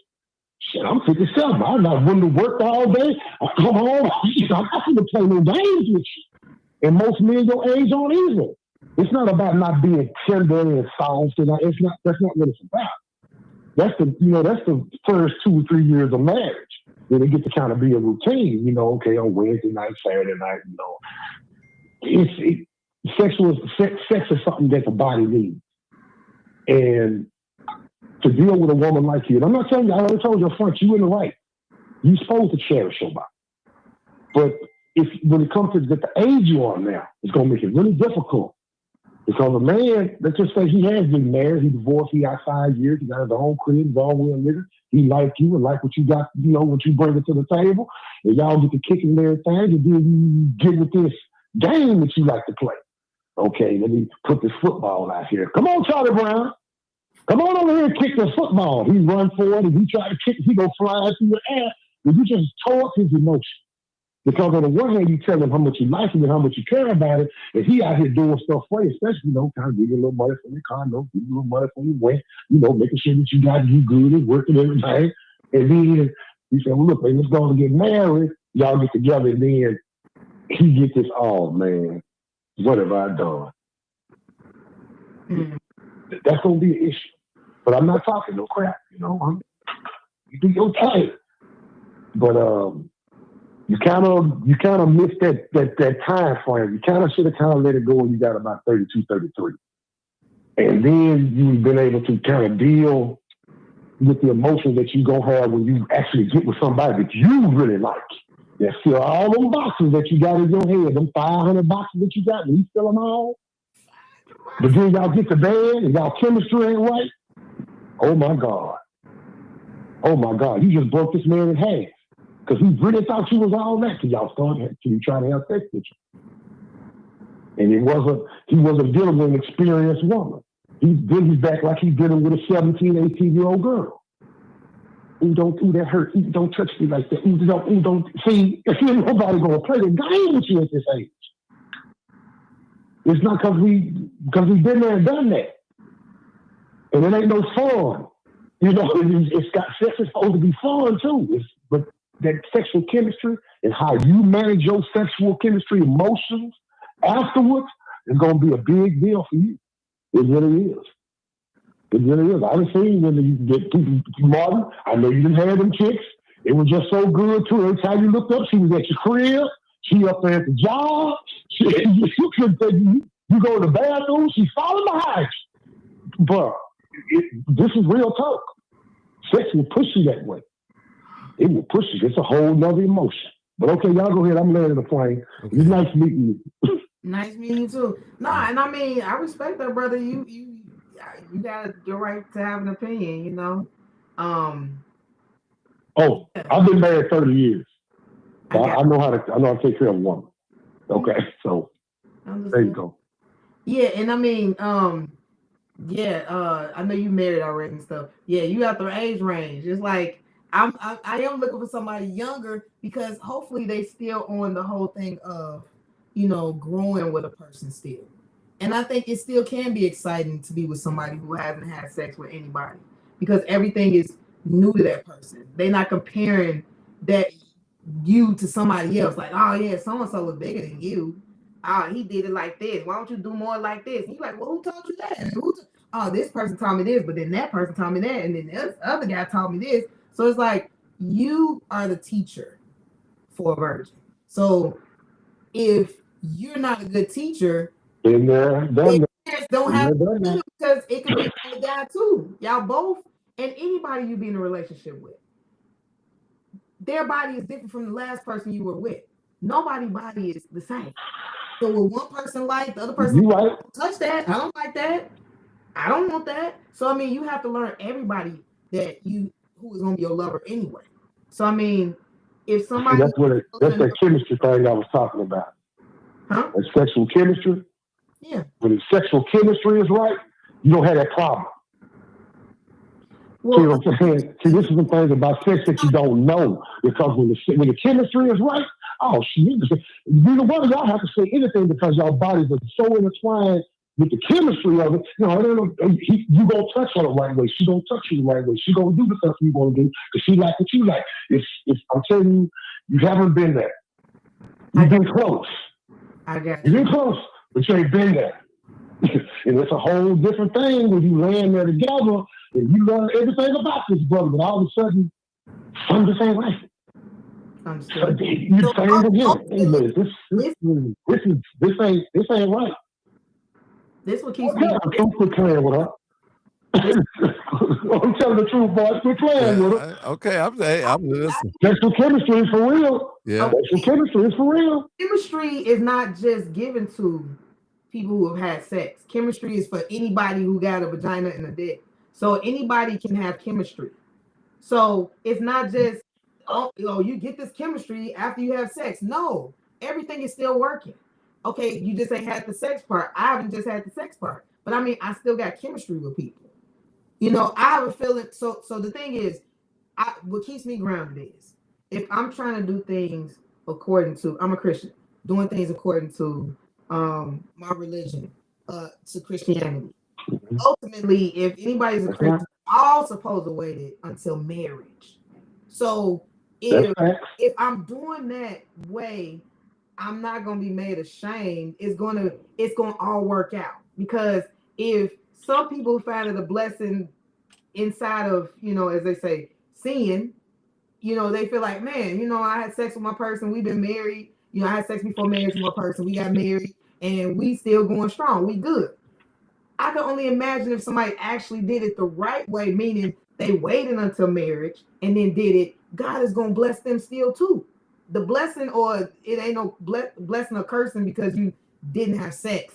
You didn't have sex before marriage, you know, to know how the person was. If anything, I'm gonna have even more. So that keeps me grounded. Like if I'm trying to do things the right way, it's gonna be even elevated. My experience after I do things the right way, waiting into marriage, then we have it. We can still have sexual chemistry, me and the person. It can still be strong. There's a lot of people that have sexual chemistry and they ain't even together today. All they got is chemistry, and that's it. So sex is not everything. It's one piece of the pie. There's so much other things besides sex. Can y'all connect on a mental way? Intimacy is more than just putting your parts together. So I mean, it's a lot more than just chemistry to keep a relationship. So yeah, people can have sex all day to somebody. And that's all they good at, being in bed together. They get up. Everyday life, they ain't got it. That's facts. Everything else is trash. You're absolutely right. We're not disagreeing with you.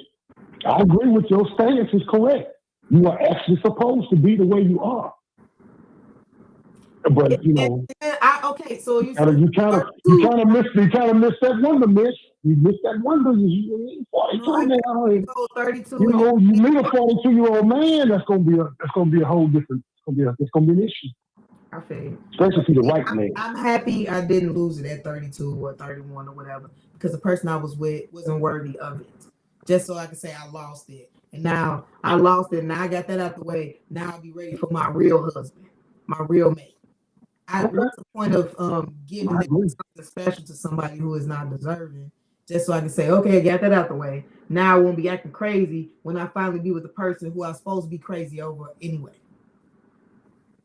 You're supposed to be crazy in love, not crazy like cuckoo, but you're supposed to be really feeling your husband and wife anyway.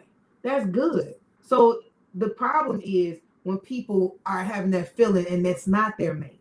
So it looks weird. Like, dang, you a bugaboo. Dang, you thirsty. Dang, you, because that ain't even your person. So of course it look weird, but it wouldn't look weird if you chasing your husband like that or you chasing your wife like that. That's beautiful that y'all want each other that bad. Like, baby, I want it now. I'm outside the door. Hey, open the door. Let's go. It's nothing wrong with that. It's just something wrong when that's not your person. So it's just like, dang, you know, what are y'all doing? You don't think you're supposed to be feeling like that with your wife that you've been with for 30 years? Y'all supposed to still have that feeling. It's like, man, you know. Well, we do, and we still do. Okay. And we still do. That's good. That's good. So I'm just like, I mean, no man will be with a woman, right? You know, no woman will be with a man if there isn't still some sexual chemistry. I'm more than just a guy to just pay the bills, okay? I'm more than just that guy. Understood. So your husband will be the same. He's gonna have to be more than Superman. He's gonna have to be more than just a guy to pay the rent.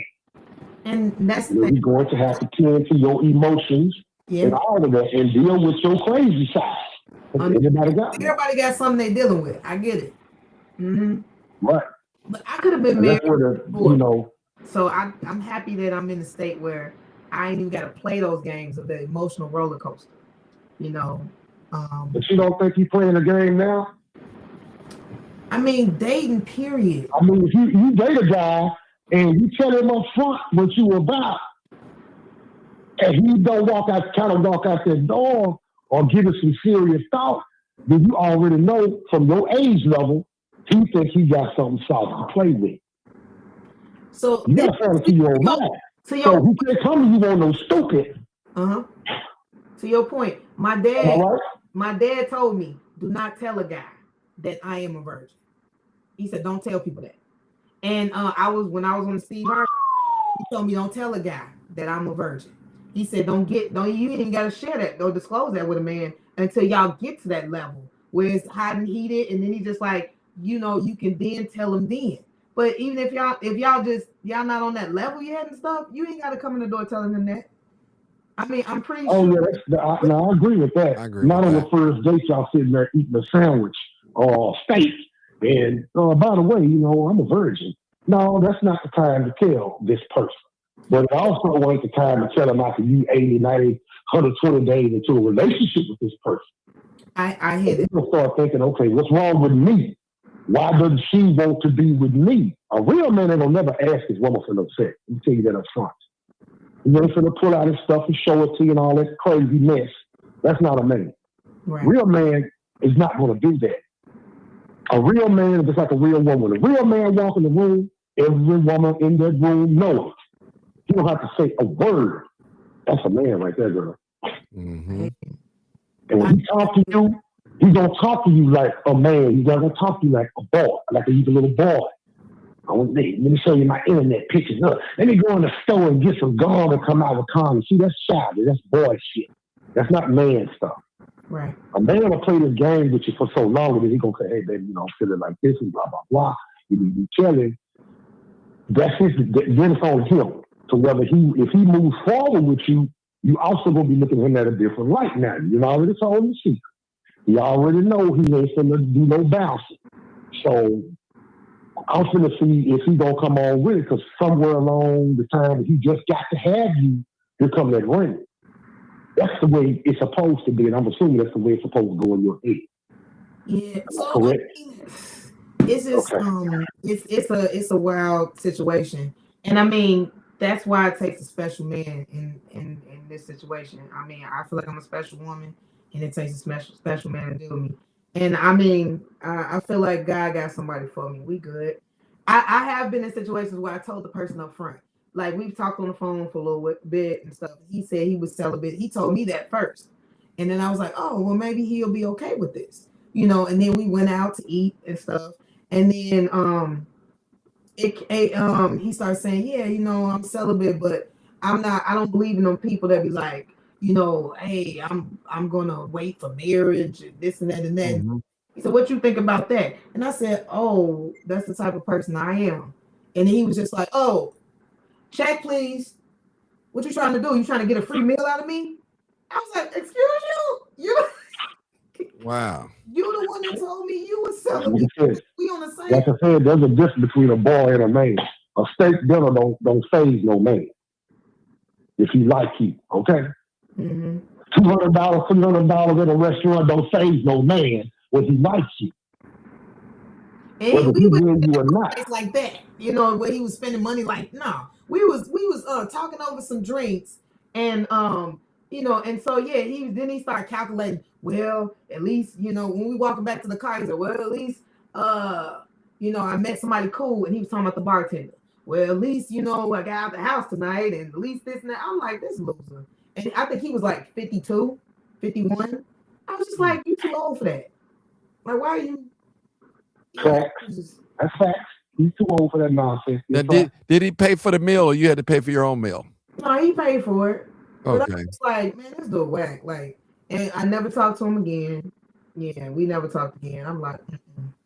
But yeah, he seemed to be a decent person. But as soon as I said that, and I've noticed a game guys play when this before they even know about me being a virgin, any of that. They'll say, I'm like, oh, we'll talk. They'll say something about the last time they had. Wait, when the last time you had sex? Or no, they don't even say that. They'll say they haven't had sex in 2 years or whatever. And I'm like, why all the guys saying 2 years? Is that the going number? Oh yeah, because I ain't been in a relationship or had sex for 2 years, 2.5 years. I'm like, Martin, is that a game somewhere? Just like the $40 on the dresser. What is 2 years? That's $40. That's a going rate. Hey, 2 beers when you drunk in front of the police. I had the 2 beers. Hey, I'm gonna let y'all take it, Mark. I'm gonna let y'all have it. Okay, man. thanks, man. Okay. Okay, people, we taking calls. Thank you for your comments, brother. 872-299-0808. We're having fun. This is live on Cut and Edit, man. This is your chance to talk to a 42-year-old virgin. All right, it's your chance. All right, now she's single. So hey, I gave the number out to call. Now I'm not gonna give a personal number out now. I don't do that. Oh, I know you ain't got to worry about that. Listen, I don't do that. I always tell people I didn't put you together and I ain't gonna break you up. So that's it. I don't do no matchmaking. That's it. So Melanie, have you ever had any guys that madly in love with you where they were stalking you? Yes, I still have somebody who's really, want me back. We've been broken up now for like 3 years, and he just still keep trying. What? Still keep trying. He will. He just. You didn't block his telephone number? You didn't block him off his Okay, his number is blocked, but Okay. he'll send other people to send me messages. He'll ask people, "Can we have meetings?" Hey, just give him another chance. He was buying me gifts and send them to my house. Just different things. And so I think he finally stopped this year, but we've been broken up for 3. So he stopped sending gifts. I'll say that, but he still sent messages through people. I don't know him, do I? No, I don't think you know him. Okay. He's in the All right. community, but I don't think you know him. Okay. Yeah, but yeah, and then me and him, like we was in a relationship before, and we were off and on for like 13 years, like off and on. But it's off now. I'm like, that ship didn't sail. We 3 years, 4 years, 3, 4 years, we've been broken up now. So I'm just like, So yeah, he's been still trying. But I mean, I always have exes come back. They always come back and say, "Somebody get it yet? I just wanted to know." What? No, I just want to. Somebody was like, "I would just want to shake the man's hand who got it," because I mean, I couldn't stay in there, man. I just couldn't. I couldn't do it. But I'm gonna congratulate the brother who did. I said, "Nobody got it," and just hang up. Just like, what are you doing?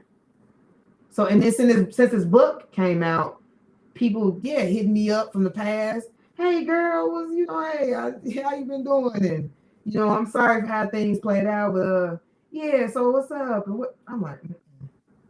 So how long has your book been out, Melanie? It got out October 11th. Okay, October 11th. On Amazon, and I had my first book release yesterday.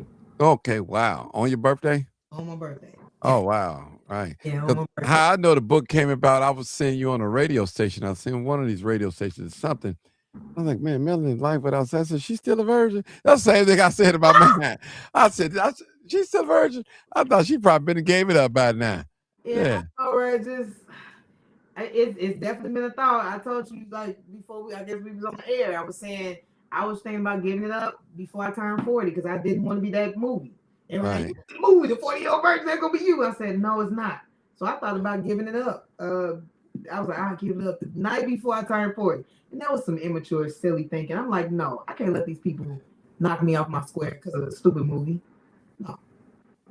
Wow. Like if that's what I'm gonna be, I'm gonna be that. I mean, William older too. She in her 40s. Yvonne Orji from Insecure. 50 Cent is celibate now. All types of people are doing this, and they more focused on work. The Power series is doing great. He got Power having sex, and he's celibate right now. Yeah, well, hey, they should be. They ain't got no. If you should be screwing no way if you ain't got no husband or wife. See, that's period. I mean, that's just if you want to go to do the right thing. That's the way it's supposed to be. That's the way it's designed for it to be. That's the way it's designed for it to be. Yeah, for husband and wife, not boyfriend and girlfriend. No, because that's shack partner. That's what it's designed to be. People switch partners so much they be like in 3 months they broken up. Now they on to the next person. The scripture say, "He that find a wife find a good thing." Right. Yeah. So that's how it's supposed to be, and that's why we have so many problems in our Black community because we have so many unwanted pregnancy. Unwanted pregnancies. And it wasn't even planned. You got people running around here don't know who their real father is. The mother won't tell them. See, the father definitely don't want to take the responsibility. Not all people. Not all, but yeah. Yeah. So it's a whole lot of sins that you avoid, Melanie, for being a virgin. So it's some things. I mean, soul you got some ties, Martin, soul ties. Yep, soul ties as well. Stuff. That's real. That's what your friend was talking about in a sense, that sexual chemistry. That's straight up soul tie. That's why you can't leave the person alone. Yeah. Because every time somebody has sex, y'all souls unite. Y'all souls combine. Y'all making a covenant before God. In the Bible, they used to lie with each other. They said, and he laid with her. He lied with her. You know, they that means they had sex. They married.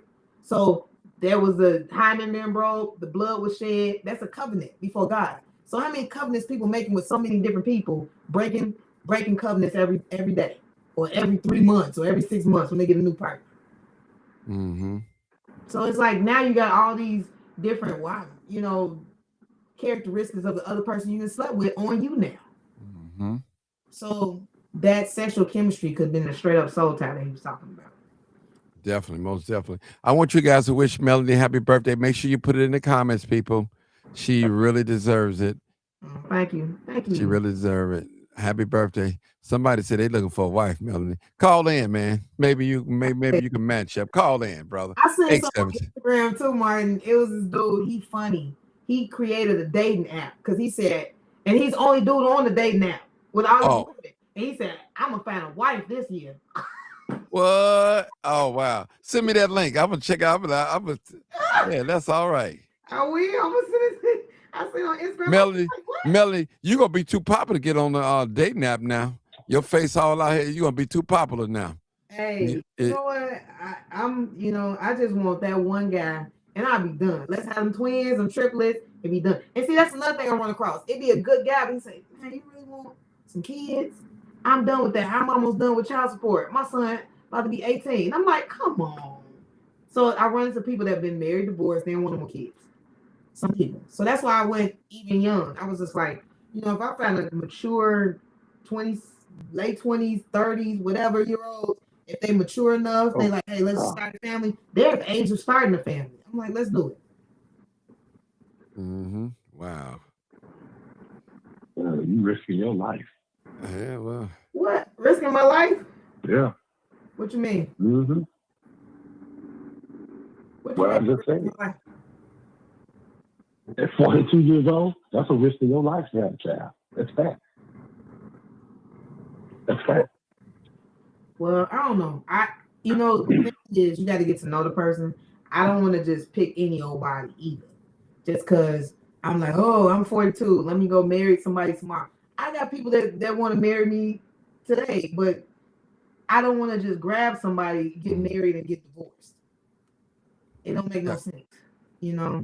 I'll be one and done. One and done, huh? One and done. All right. Hold on 1 minute. I got to step away. Okay.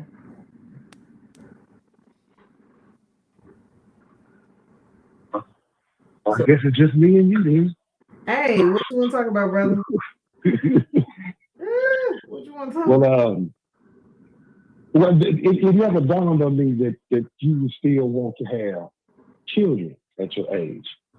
In 20 years, you would be 62 when a child graduated high school. If it was to happen today, you talking about waiting maybe another year, 2 years, you get married, you have a baby, now you're talking 63, 64. That's kind of only the age for trying to raise kids. I feel like I'm gonna live a long life. We good. And then well, I mean, you probably will. You probably will because you ain't get out and doing all that shitting. It's shortening your days. So you probably will live a long time. I will be here for my kids, and I got good family. So if I wouldn't be around, I got people that would take care of my kids. That's the least of my. I'm interested. Why would you want a younger man? Why would you want a younger man? Preferably, I would want somebody around my age. But if they're not ready, they playing games. Hey, I'm not going to discriminate against age. Is what I'm saying. I just want. There's some very mature people. So the 26-year-old that I was dating, before, he had a home that he owned in another state. Oh wow! He got a place here in Illinois. He was a head in the Navy, and he was born in he's Jamaican, but he was born in the UK. So he had mixed culture, and he came over here with his mind on right, like, hey, boom, boom, boom. I got the job, I got my place, I got this, I got that, And I said, well, you young, you 26. you know, he said, I said, I'm looking to be married and have a family. He said, that don't scare me. So give me a chance. I said, okay. I mean, I didn't even have all the stuff he got at 26. So I'm like, if somebody come correct where they like, you know, mature enough and it seemed like they got their head on straight on point, I'm not going to discriminate because of age. Because like I said last year, the 51-year-old, he wasn't there. He said, I'm 24. What is that? So wow. yeah, so I'm just trying to be open because I don't know where my husband is. You know, I'm like, he might not be in Chicago. Everybody, I hear a lot of women say that. They said, I don't think my husband is here. Everybody thinking their husband is somewhere else. Wow. Yeah, and it's sad because I don't know. I'm like, there are some single black brothers here, but where they at? I seen one dude, he was on a date now, and he's a politician. And he was a nice looking guy. And he showed up at this place. It was like a little bar or whatever, and he left with 2 girls. Uh-oh. So I'm like, these girls are okay with sharing. They okay with and that's what another thing the guy told me. He said, why would I settle down and get married right now? He said it don't even make sense. He been married before, this particular guy. And he said a lot of his exes, when he circled back around after a year, they in that same spot he left them in. And he said he's only 2 of them got married. Wow. And he said the thing is, a lot of guys are thinking like he's thinking. That's what he was telling me. He said, we already know. Ain't nobody trying to settle down right now. So, you know, he said it ain't like back in the day. You see a girl on the block. Oh, I want to hurry up and be with her before another dude see her from that same block and want to claim her. It's just like, it ain't like that no more. People are, you know, if they say, well, listen, hold on. It's a numbers game. Yeah. It's a number. You spoke on it earlier, you know, in Dallas it's 11-1. In Chicago, the man just said, when you said it was more than 17-1. Stop right around there. It's bad. So even if you do get that right guy, let's not talk about you specifically, just there are other women listening who aren't married. Even if you do get that right guy, is you and him in a circle with 17 women surrounding y'all, and then 3 or 4 punks to go with that. And so it's 20, it could be as many as 20 to 22 different people that want exactly what you got. And willing to share. Because they don't have it at all. This is a numbers game. Yeah. And, you know, I've often thought about this, you know. I've been married for 30 years. When I met this woman, the first time I saw her, I knew that was going to be my wife. Oh, wow. That's how my dad was. I had nothing. That's how my dad was with my mom. And I had nothing. I had nothing to offer. I had a car. She had an apartment. And we came up from there. We bought our first house when I turned 27. When I moved out here to the suburbs, I was the youngest dude in this neighborhood. I was 32. Everybody else was in their 40s. This is what 2 people can do when their minds are thinking together. Because marriage, and I told Martin this, marriage is a business. Make no mistake about it, it's about the finance. The romance is just a cherry on the top of the cake. Yeah. Marriage is a business. And you and your mate do everything y'all can to get to a place where when y'all do have those intimate relationships, you're comfortable in the place that you're in. How can you be comfortable in a 1-bedroom apartment full of rats and roaches and gunfire outside your house?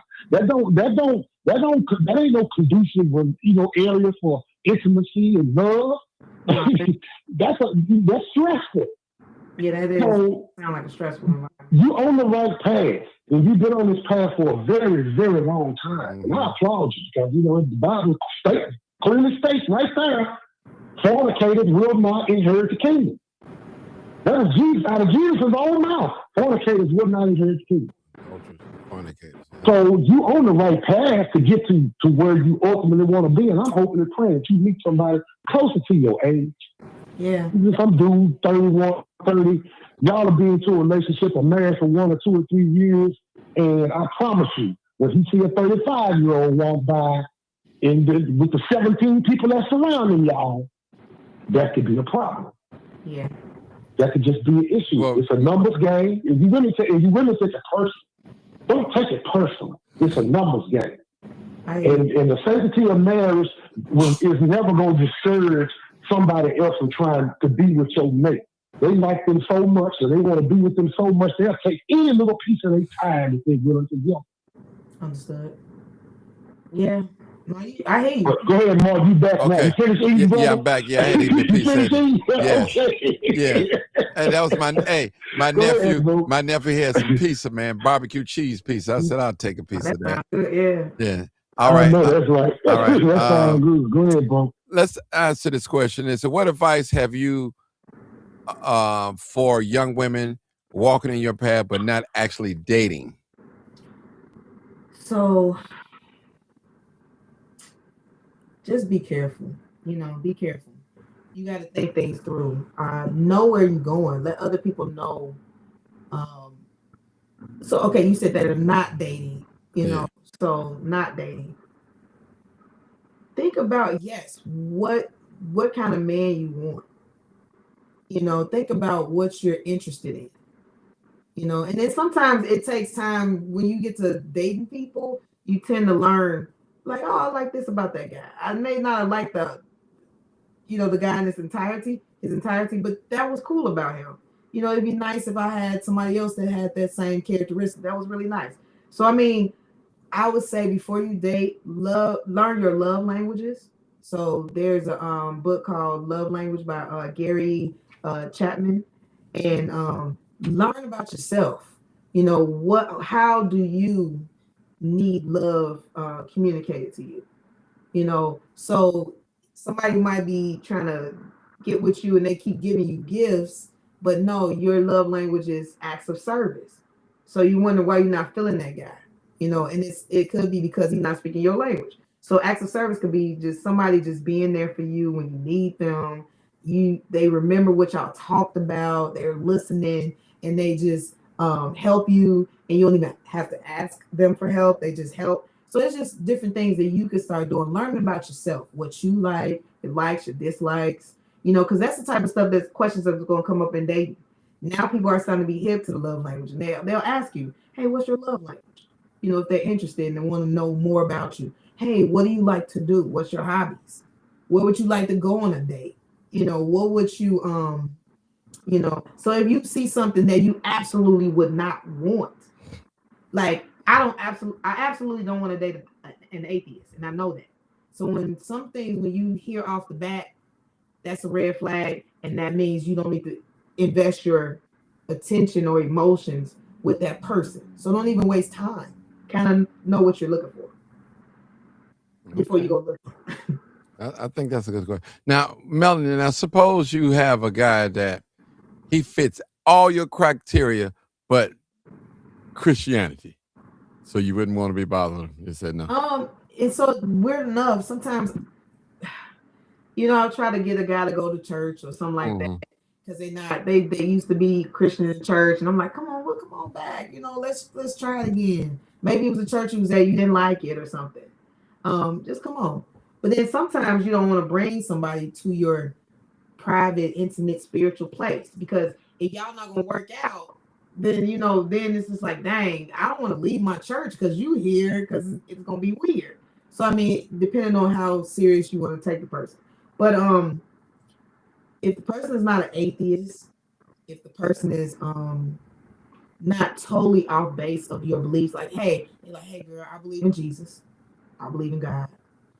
Okay, we can work with that. But if they say, hey, I don't believe in Jesus, yeah, I believe there's God somewhere. Or if they start saying powers of the universe, did this for me, or I did that, I'm God. It was God saying, I'm God. And I tell my kids, y'all gods. No. So if you see something where it's like, maybe some hope in that, But if it's somebody who say, hey, I believe I wouldn't work out with a Buddhist, I think Muslim men are cool. They got a lot of structure and everything, but I wouldn't want to be with a Muslim per se as my spouse, because I would want us to go to church. So I mean, I think, I would want morals in the household, and I think that's what's wrong with it today. Everybody's trying to take that structure of religion and stuff out, and they wonder why they kids is thinking the way they thinking and everything, because they need to have some Jesus in them, some church in them, some. Melanie, I've never had a conversation with this long. I've never. I didn't even know you could talk like this. I didn't even. I'm be honest with you.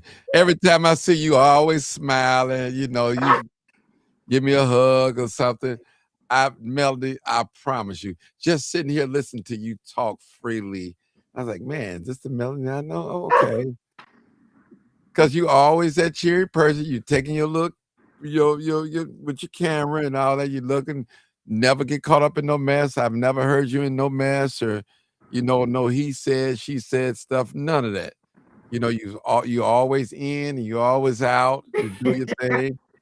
Yeah. So I was like, it's amazing. You've come a long way. I'll tell you, a long way. Thank A you. long way. I was trying to get that person off. You know who we talking about, but I know you're talking yeah, about. I wasn't gonna let him get you. You Hey, funny. as they say, I was gonna block that. I said, no, you don't That's deserve that. funny. No, no. So now now you know. And I was yeah, hey, I was serious about that. I said, no, leave Melanie alone. She's a good girl. Don't destroy her life. I appreciate you. I'm for real. You and I, I don't have bad things about you either, Martin. Yeah. So I try to stay out of the way. I really do. I try my best. If I can't help you, I definitely not gonna harm you. I'm gonna get away from you. that's good. That's love. Okay, I got this question. Maybe this probably ended with this. Martin, does she like a man that's a drinker or smoker, or is a hang up man if he fits her quality? It's what do you mean that a hanger up if he fits her quality? I don't know what that means. Is it a hang up? Yeah. Like maybe something. Is it like a deal breaker? Maybe that's Okay. Yeah. Okay, that's what that means. Okay, because yeah. I'm slow. All Nice, right. good. Somebody that I do have I do drink now, so I'm not an alcoholic, but hopefully the guy's not an alcoholic. Like, ooh, should I pay my rent or should I get some alcohol? Hopefully ain't all that, but yeah, I will be with somebody who drink alcohol. I don't really like the smoking stuff. I don't really like that. Now if he, I know it's like considered prestigious or whatever to smoke a cigar every now and then. Okay, but not a regular cigarette smoker and stuff. Nah, I don't want that. No, not that. Nah, What about a weed smoker? don't even want that either. No loud. No loud. This is my cologne. Nah, we don't. Nah, Uh, nah. I mean, there's some people that say, "Hey, I just do it recreationally every now and then." Not every day. I can make a small exception for that, but I still don't like it. But it's not a total like, oh no, you just miss. But yeah, I really don't like smoking. Drinking is okay. Smoking, I really don't care for it. Now, I want to leave this with you as being an older guy and experienced, been once married and grandfather right now. A man, you shouldn't find no man. A man should find you. That part. Yeah, Seriously, that part. he should find you. Agreed. He definitely should find you. And the scripture said, "He that find a wife find a good thing." Right. He means a man. You know Yeah. what I'm saying? Find you. So, I mean, the men are out here. Sometimes you got to ask yourself, God, if I don't get nobody, can I say amen to his will? That's the thing. Now, what if it's not in his will for you to have a husband? Well, I've been told by a prophet I was going to break generational curses concerning marriage in my family. Okay. But it's interesting because my parents been married for over 40 some years. My grandparents was married for over 60 some years, and I feel like it's in me to have marriages, have a marriage, and my family to have a marriage. My sisters, my brother, all of us to be married. So whatever it is, even if it's like, okay, I didn't get married as young as they did, I'm still gonna have a really, really happy marriage where we're not even gonna think about divorce. And Right. maybe that's what it is about breaking generational curses. We're gonna be so happy that we finally found each other. We're gonna be good. So what you gonna say, Melanie? Where you been all my life? Oh my, right. Oh my, ooh. Oh man. Make sure you invite me to the wedding. Now I got to check them out. Okay. I'm like, I don't know about this one, Melanie. We're gonna see, let me check it out. I'm your buddy, so I check them out. It's I good to have being to check out me. listen, I got your back. I ain't never disrespect you. I ain't never gave you the Google eyes. Some folks, they give you the Google eyes. You can feel that vibe. Yeah. Maybe we come back on the show. I'm like, hey, this is him. I would love to meet him. Testimony. Yeah. I think all this is for a testimony, so people can see, like, the doubters, whatever. Like, is that really gonna work? Waiting in some marriage. I think God's gonna show up and show out, and I'm trusting and believing He gonna let me be ashamed. So. Well, He always do. When He show up, He does show out. And give Him the glory. I say, God, just leave me the blessings. You take the glory. I just leave me the blessings. So I'll take a little bit of the. That's I tell you, that is real. I mean, life is wonderful. You have accomplished something that a lot of people wished and dreamed they have, and that's life without sex. Now people have gone on to practice celibacy. Now they have done it, but you've been there, you've done that. You've got a taste of it. You know what it's like. That temptation is always going to be there. That old memory, that soul tie, is always going to be there, like you say. Now, sometimes, but that memory. Yeah, that memory, it come back and haunt you. Come back and haunt you. It will, So let's talk about, how would you like to have like a small wedding or a big wedding or? You know what? I don't understand how people wait planning for a whole year and stuff like that. When my husband finally found me, I will be okay if we went to City Hall and just got married and just go on about our lives, and then maybe plan for the wedding after that. So maybe have an intimate wedding and then plan after that. Because I'm like, I don't want to have another year of not having sex when I know you are my mate. Let's go ahead and do the thing, and we'll plan for all the hoopla and all that later. As long as we, before God, saying I do, making a covenant, and have a couple of witnesses, we good, and then have the big shebang later. I'll be perfectly fine with that, because I didn't wait long enough. I'm like, forget the wedding at this point.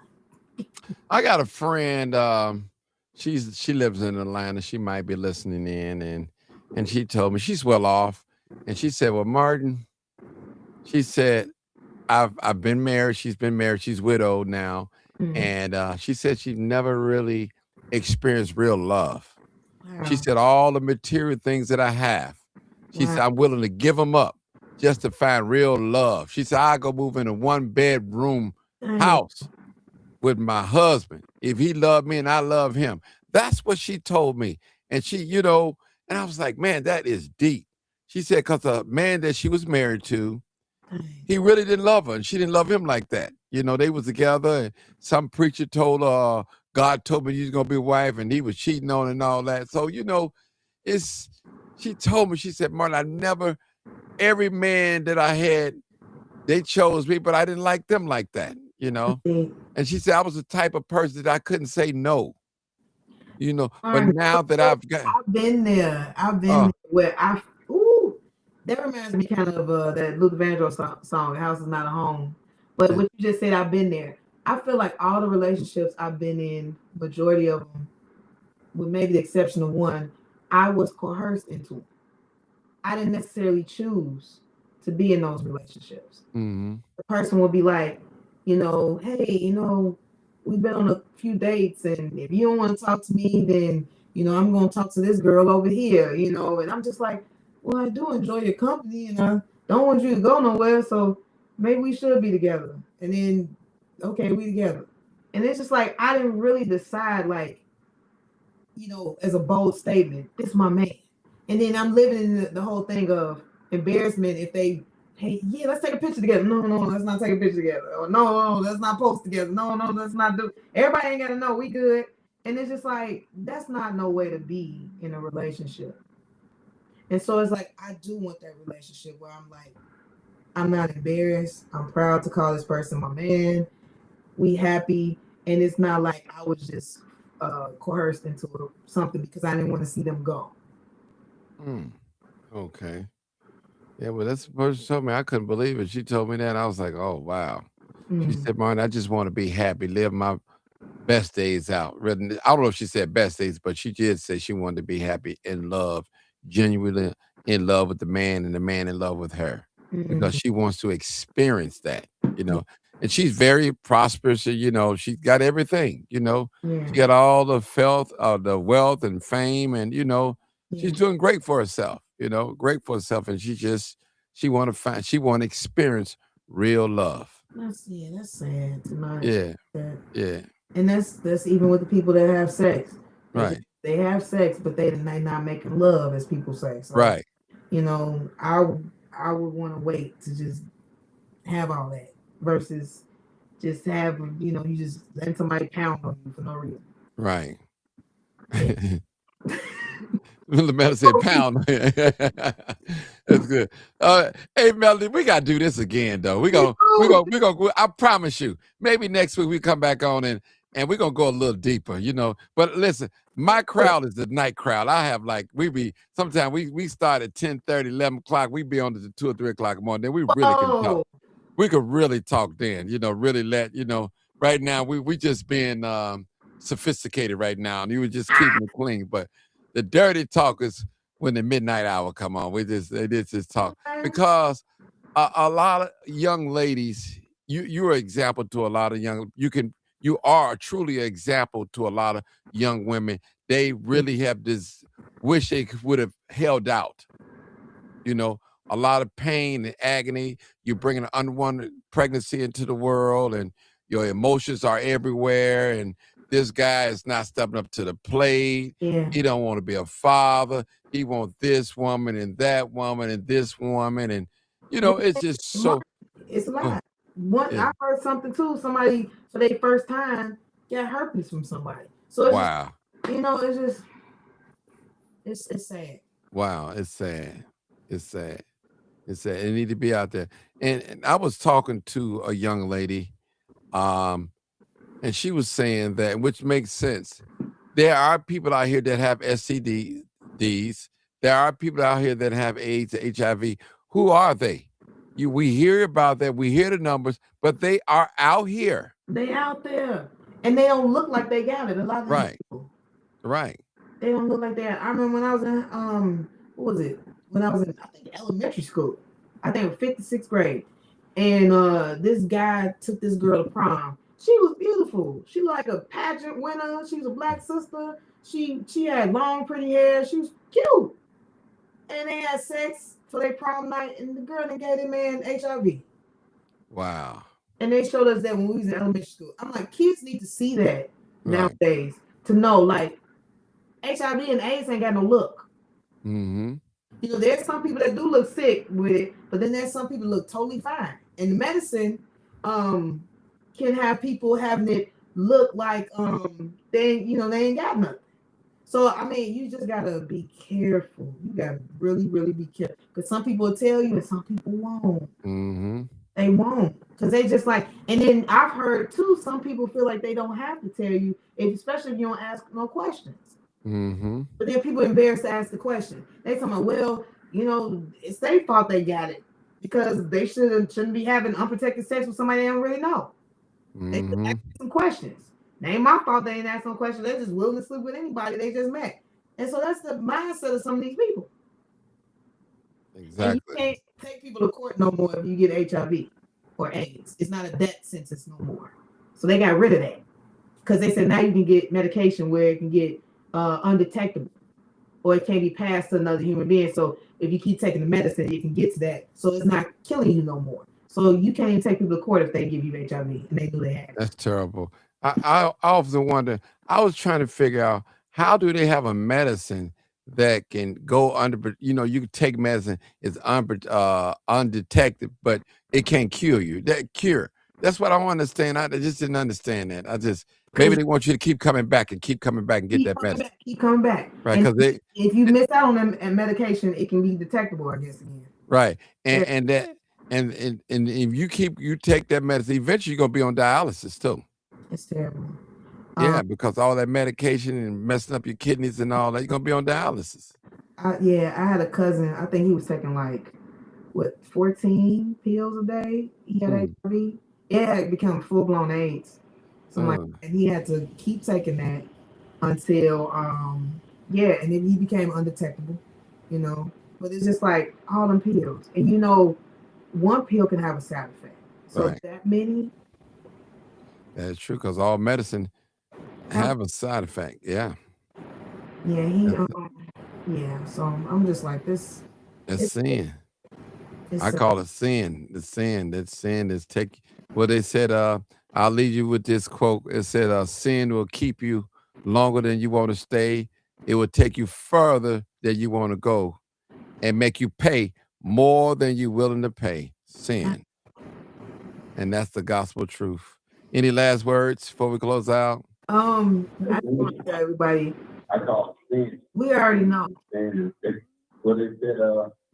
Somebody, somebody. yeah, there's the echo. That go ahead, Melanie. Okay, I just wanted to say for everybody to just consider abstinence an option, celibacy an option. Not saying it'll solve everything, but you're worth the wait. As long as you want to wait. So I mean, I'm waiting to marriage. Some people maybe you don't want to do that, but at least make sound decisions. Get to know a person. Get these people tested. Take care of your body because some people ain't taking care of their own body. How they gonna take care of yours? Mm-hmm. So you gotta do what's right for you and live your life like you want to keep living. Because one decision can mess up your whole life. So they said the safest sex is no sex. That's So it. so let's have more marriages in our community.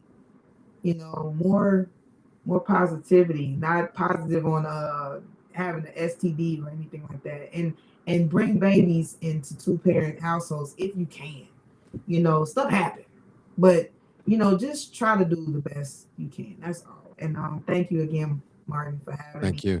Thank you. We're gonna do it again, Melody, real soon. Real soon. I wanted because I enjoyed this. I enjoy your honesty, and I didn't know exactly what to expect, but I wanted you to come on the show, and I wanted to talk about the book, and also, guys, you can go purchase the book on Amazon. My Life Without Sex by Melanie L. Brown. Bum, bum, bum. Right. So, I mean, it's been a pleasure. Been a pleasure. Please support her, y'all. Please support her. We need more sisters just like her to Thank you. go around see when you lead by example, that is more powerful than words. Mm, mm. See, the power of living right, doing the right thing, integrity, credible messenger. We have so many loud talkers on here, but we need people that's going to live the life that they talk about. Amen. And that's real talk. Amen. And we appreciate you for your stance, Melody, Thank you. in your journey. I knew you. I knew about your because a close friend, Yeah. and they was after you. They was after you. They was after you. And I knew one of your exes, as well. Yeah, you Yeah, did. yeah, I Yeah. know one of your exes.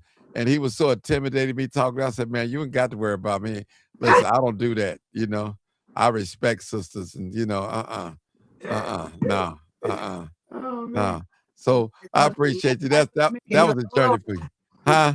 I said he probably thought you was a nice looking man. He's like, hold on now. Yeah. Well, he know I am. But listen, Yeah. I don't abuse my power. See, that's the thing, Melanie. I I see mean, you very humble. yeah, I'm a man of great power, but I don't walk over people, and I do. If I can't help you, I'm gonna get away from you.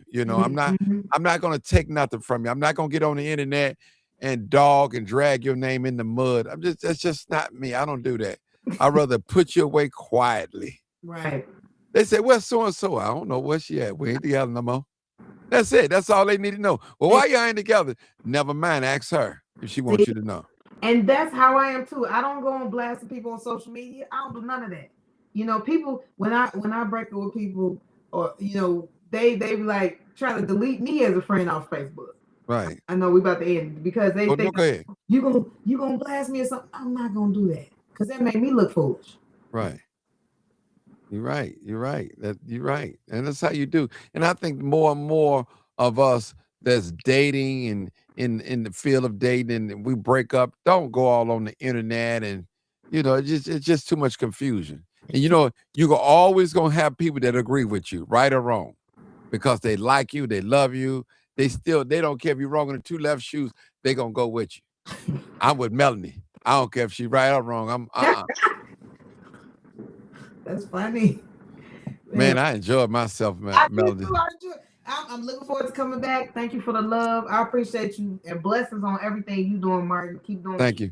I remember I was just looking at one of your pictures the other day. Remember we was on what was that street we was on? Was it 87? That the lady that owned that property, she's gonna make a UPS store. Okay.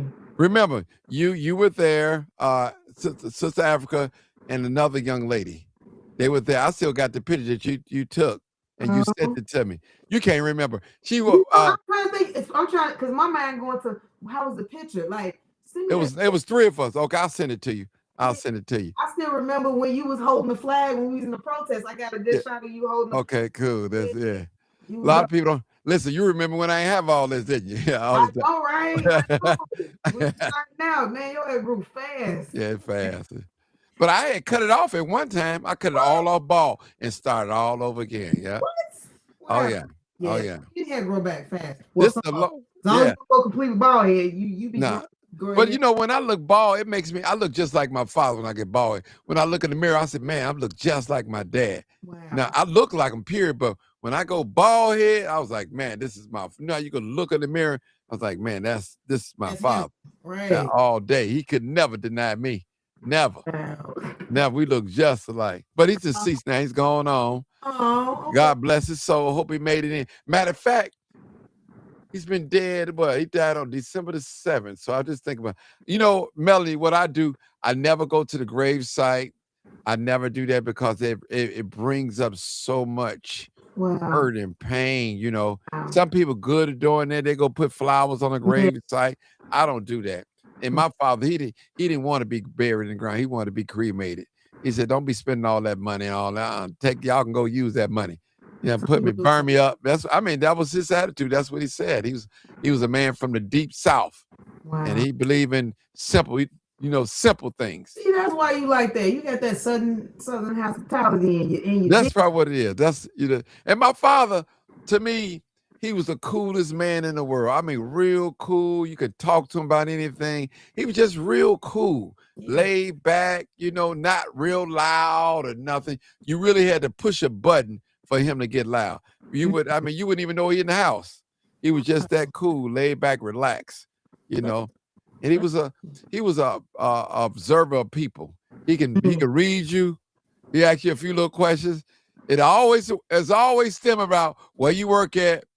Then he try to figure out when you get paid. He's one of those type guys. I said, man, quit asking people when they get paid and where they work at, and don't do that. Don't size people up like that. Oh no. Yeah. Well, he wanted to he's funny. No, he was a hustler. He always trying to hustle people. So he was a hustler.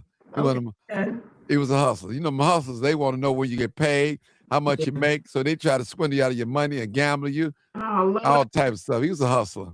He was a hustler. Now, I'm a hustler, but I'm a different hustler. I'm going out there and make my money. Yeah, but it's like you said, all love. You say, hey, you love your dad. Oh yeah, that's my man. That's my man. So it's all good. Yeah. All right, Melanie, we're gonna talk. I'm gonna send you that picture, and I did get that guy with the dating app. I got that. You sent that to me as well. Yeah, that was a great idea though. But he probably got a lot of hits though. He probably did. He better be. He ain't gonna want no wife now. It's the numbers. Yeah. That's another thing too. When you sleep with a lot of women, and I'm gonna just say this to our men out there: when you sleep with a lot of women, it's hard for you to stay with one woman because you got to have that discipline because it's so many to choose from. You get mad. That's why so many can make a baby last year and go and make another baby by another person. Yeah. They get frustrated with that relationship and walk away and start a whole nother relationship. They can do that though. And I tell men, when your baby is born, bond with your child. Bond with your child so you can know your child and watch the movement of your child and grow. And you're going to be great, I mean, I love when my daughter called me, and any one of them called me for something. Just let me know, hey, they're thinking about me, and hey, I'm calling Dad. You don't have to do nothing strange for no change. Just call your father. I got it. We're gonna make it happen. We're gonna make it happen. Girls need their daddy. They Yes. all girls, right? One boy. All girls and one boy. Yeah. Okay, I met a few of your daughters. I don't know if I met your son. No, he probably not. He's a correctional officer. Okay. College. He's a good guy. He's a good guy. I'm trying to work on him. You trying to correct the correctional officer? Yeah, well, it is what it is. Okay. He have a little problem, but I'm working with him. I'm working with him. He's very respectful, but it needs to you got to respect women.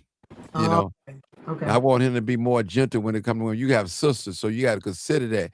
The way you treat other women, somebody may treat your sisters like that. You have a mother, so you have to be careful, And I think that's what made me, Melanie, so fragile when it comes to women. Like, man, I got daughters, and would I want somebody to do my daughters like this? And so that keeps me. God knew what he was doing, Melanie. He knew what he was doing. Hey, before I had some children, I was something else. I ain't gonna lie to you. I was a beast out here. You probably could be it now. I could be it now if I choose, but I don't, I walk away from that. I'm on a whole nother page. I'm on the uplifting, upbuilding, establishing, being a godfather to many children, doing what I can, doing what I can. Because our children, they need a father figure. They need a role model, and they need folks that love on them and give them some identity.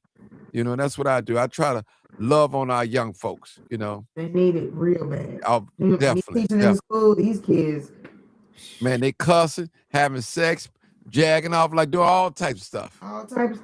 I know it. Listen, it's dangerous working in these schools, though. Dangerous, but that's another story, another chapter. We're gonna talk. We've been on here 2.5 hours. I know, we did. Hey, I'm gonna send that to our buddy. Say, see. Oh my goodness. I'm gonna send it to him. He probably watch. He probably because he followed me, so he be watching. Yeah. All right. I keep on talking. They're gonna figure out who it is, but I don't want nobody to know. Yeah, we gonna. All right. All right, Melanie. Y'all already know what it is. You already know what it is. Live, uncut, unedited. Tell the truth. And what? And shame the devil. Do you love? I love being. I love being. Again, y'all wish Melanie happy birthday. Wishing she's 42 years old. Happy birthday, Melanie. Type it in there. Type it in there. Please show us some love. That's a sister, y'all. That's a sister. That's giving back. And not only she's leading by example. Peace out, Melanie. Peace out.